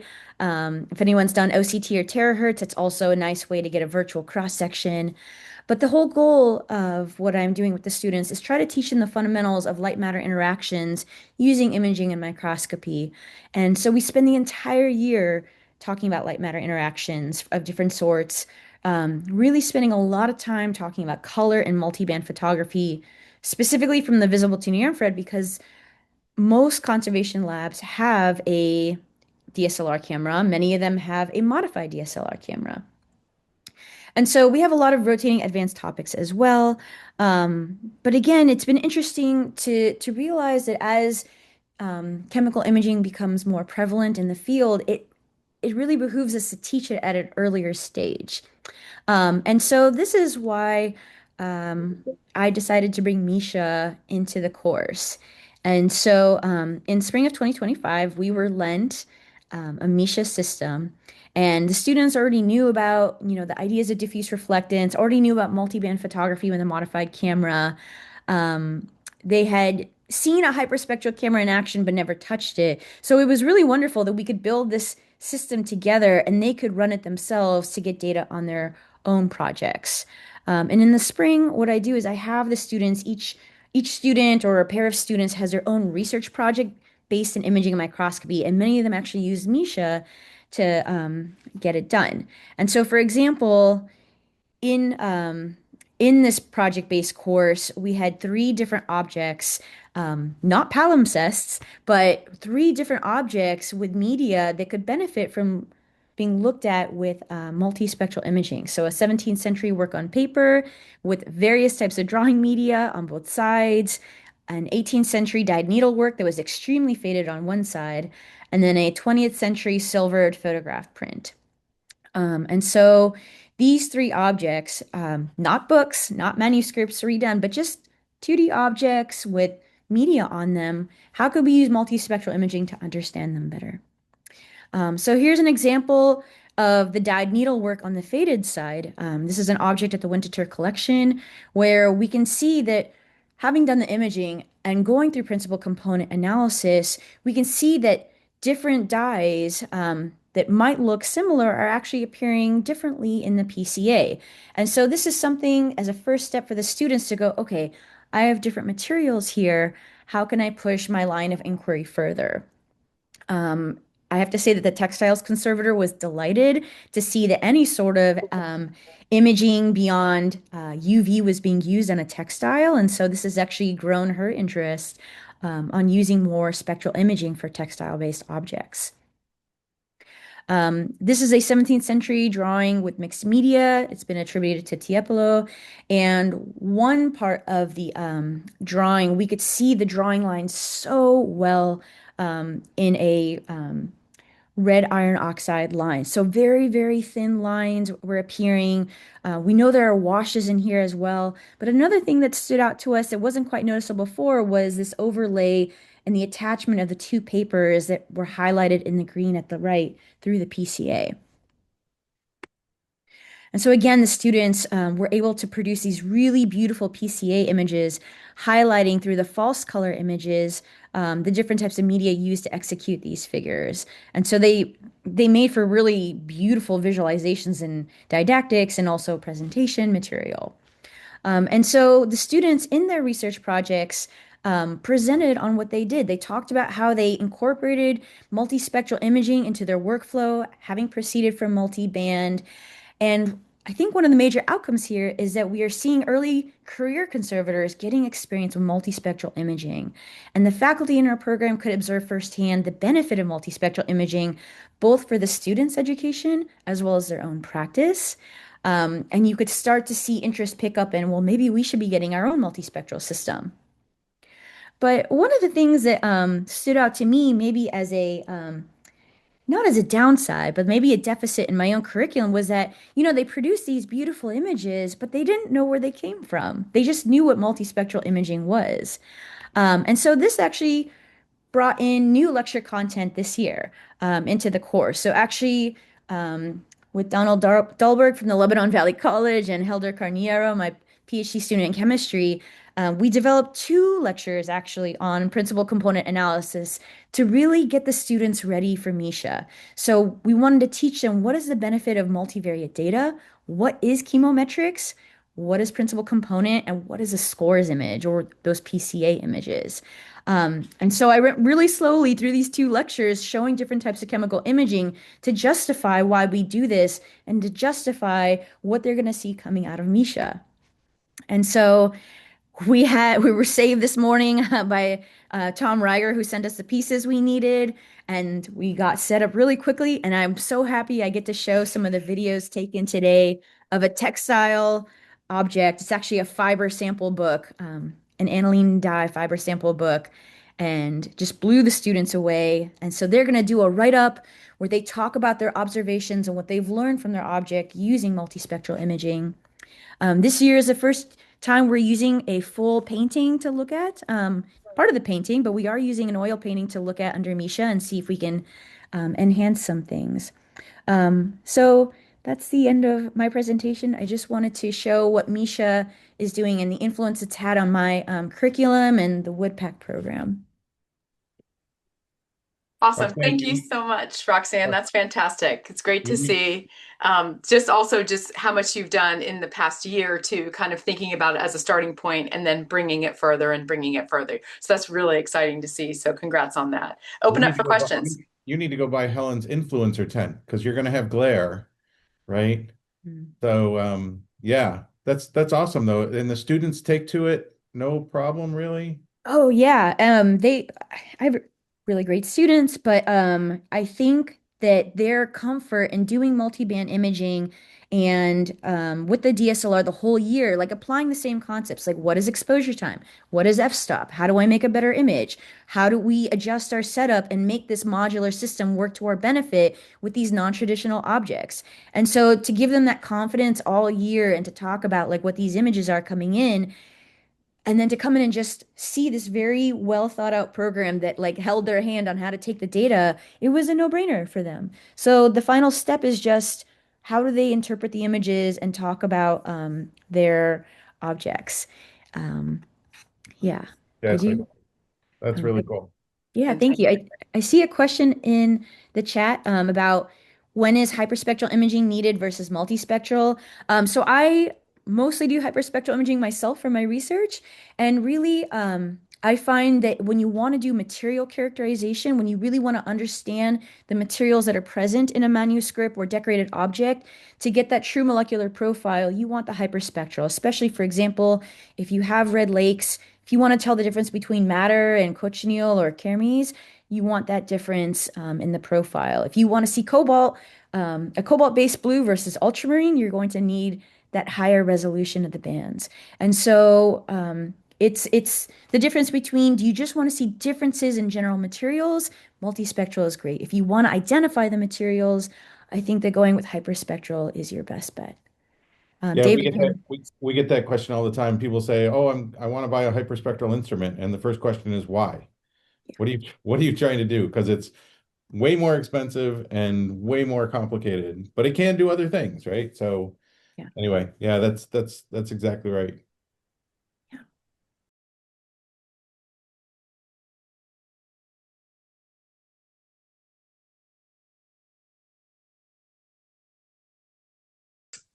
When I presented earlier, I'm not sure if you were here, Roxanne, but I talked about doing some of like the more traditional multi-band imaging that we do for conservation. So, UV fluorescence and, other types of filtered versions of the captures.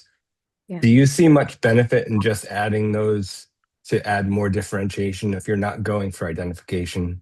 That you're getting more things that are going to vary different under different lighting or filtering conditions into the mix when you're processing. Can you clarify, like adding into the MISHA cube or?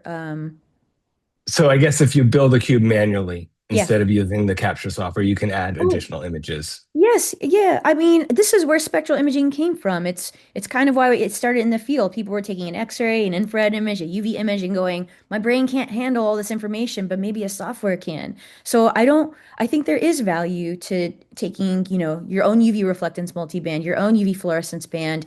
If you know how to do visible induced visible luminescence, I would do that. I do visible induced visible luminescence to isolate lakes from UV fluorescent materials. And I think that if you were comfortable with finding your own excitation filters and filters to the camera and keep just registration pretty well on your camera and don't bump things, like you could build your own cube for sure. And I think it would be advantageous. Yeah. Because we do actually, when people do infrared imaging, multispectral infrared imaging, they just do 3 large infrared bands and run a PCA or a maximum noise fraction transfer. And there's only 3 huge bands. So I think there's value if you want to throw your multi-band images into a cube. Roxanne, I don't think you were on earlier today, but Rich's colleague, Robert from Yale, showed how he's been taking historical multiband imagery that they collected who knows when, separating the channels into individual TIFFs and just loading them up into our processing software and building a cube and then processing it, right? And so even with the multiband imaging that you guys are teaching off a modified DSLR, yes, you can probably start to introduce the idea of doing image processing to that data, as long as you get it all registered and things like that. So I think that's something that we're finding is really intriguing, that people are just, even without a MISHA system, they're starting to use the ideas and the concepts behind the image processing to get information out of things they might have collected years ago, right? Right. I think the idea of repurposing our data is really important. And so a lot of folks out there are working on image registration algorithms. That's something we're concerned with, how to just even take 2D images and downscale, upscale the resolution, and then to be able to run it through even ImageJ. I mean, a lot of folks use ImageJ to run and build their multispectral cubes. So that was like a whole topic at the CHIPSy conference in California. And so, yeah, I think there's a lot of value in trying to find ways to repurpose our data along with taking new data, right? There's so much information that's residual. I did want to say, we see, or at least I see on the Zoom, Mark Strange, and I'm not going to call him out, but I will call him out. Mark is a specialist conservator of photographs and preservation at National Library of New Zealand and Aotearoa, and they are in the process of building their MISHA system. So just wanted to welcome Mark. We mentioned earlier today that New Zealand was in the build stages. If anybody else has general comments, general thoughts about this year's Worldwide MISHA, other comments or questions, happy to sort of transition to that, or other announcements or things. Sorry, I wasn't able to join you at 5 a.m. when you started. Hi, Mark. Good to see you. It's wonderful to share this. Thank you very much. Of course. Happy you guys have decided to move forward. Oh yeah, no, we're probably about a month away from actually doing the assembly, but the parts are trickling in. Awesome. We ordered the panels is it about a month ago now, Mark? We were all on a Zoom, like pressing the button to order together. So I think it's been about a month since you guys ordered them. So it's good job, good work. Thank you for your help. Of course, happy to. Anybody else want to share any comments or questions or thoughts? I guess I will say that we have another venue for people to get together. We have our archive group, Rochester Cultural Heritage Imaging, Visualization and Education. We meet alternate Fridays at 1 Eastern time, and tomorrow is one of them. And it's all on Zoom, and I'll put the meeting ID in the chat. People are welcome tomorrow. Tomorrow is going to be an open meeting. We've been trying to get somebody to talk about IIIF, but the schedule hasn't worked out yet. She's hoping we can do it in 2 weeks. But everybody's welcome. It's very informal. And sometimes we always have fun, but sometimes people make some significant contributions. So Thank you, Roger, for doing that. Thank you for mentioning it. I did see Andy's comment here about given the difficulties with getting the LED boards. I will say, for those who weren't on the morning or the earlier afternoon call, we're trying to arrange, I've been doing quite a bit of research on having the LEDs sourced locally, so that it'd be a little bit easier, a lot easier for people to purchase them. And I will be sending out a survey, non-committal, non-binding, just getting a lay of the land to folks today about would you be interested in purchasing directly from a manufacturer in the US, just to get a sense of what that looks like. And also if you would be purchasing for yourself as a researcher or for your institution, which those are two very different things. So I can just speak to that part in general, but I don't know if Dave or Roger, if you wanted to respond to Andy's question in particular about a filter wheel system instead of the LEDs. Yeah, Stephanie, you guys got in before it was difficult to purchase things from China, I think, particularly here in the US. Andy, the reason a lot of the high-end systems use filter wheels. They use colored LEDs and filter wheels, right? And there's a lot of good reasons to do that. When we originally designed the MISHA under the NEH program, we put some significant constraints on ourselves. One was no moving parts, because those will just eventually break. And we wanted to make sure that the system was useful by non-technical people who weren't going to be able, they might be out in the field someplace and, all of a sudden the filter wheel dies, right? So we were trying to keep the design as simple as possible. And we were very consciously said we were willing to trade the benefits of having a filter wheel for the simplicity of not having any mechanical or moving parts. It was just a design constraint. You could easily do it, right? You could easily put a filter wheel in front of our thing with a little stepper motor or something, and you could filter within the bands that we have for the illumination. You could even do things like filter out UV fluorescence at very specific wavelengths if you were trying to do spectral fluorescence measurements. That's what a lot of the high-end systems do. But it was just a design choice we made within the constraints that we placed on ourselves.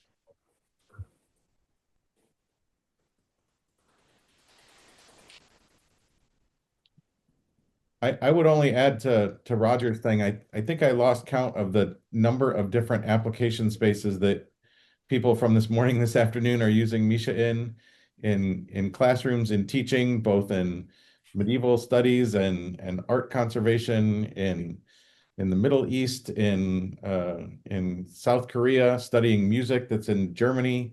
It's been really, really amazing to see what all of you folks are doing with this little imaging system that we sort of created here in the lab. So I'm really, it's a tribute to your guys, I think, desire to push the field further, as well as your willingness to try things, right? Just try random things. And I think that's just great. And I think it's going to be huge for this community going forward. Too. I agree. Anybody else want to share? Tom, I see your face still on there. Hopefully, if you want to chime in with anything. Yes, I'm still here.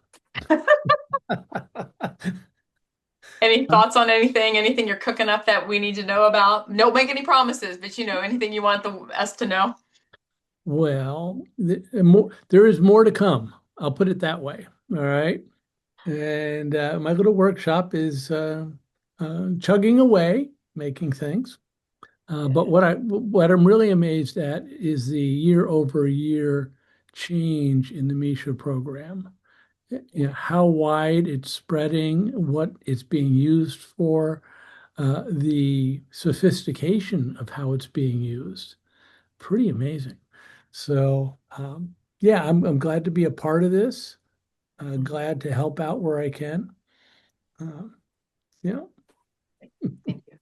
Making parts for overnight delivery. We can't promise that. That was just an awesome opportunity or sort of circumstance. So we can't promise that. That was luck of timing that it all worked out. So yeah. Roxanne, just so you know, in the old way of doing things on game shows, I messaged the email out to Dave, Roger, and Tom, and it said, phone a friend. Because it's like, Houston, well, I shouldn't use that analogy when we have NASA up, but, we wanted to make sure that whoever could triage at that moment, because I was still buried with grant work, but you all handled it, and thanks, Tom, for that. So. Not a problem at all. Thank you. Anything else? I can't think of anything else.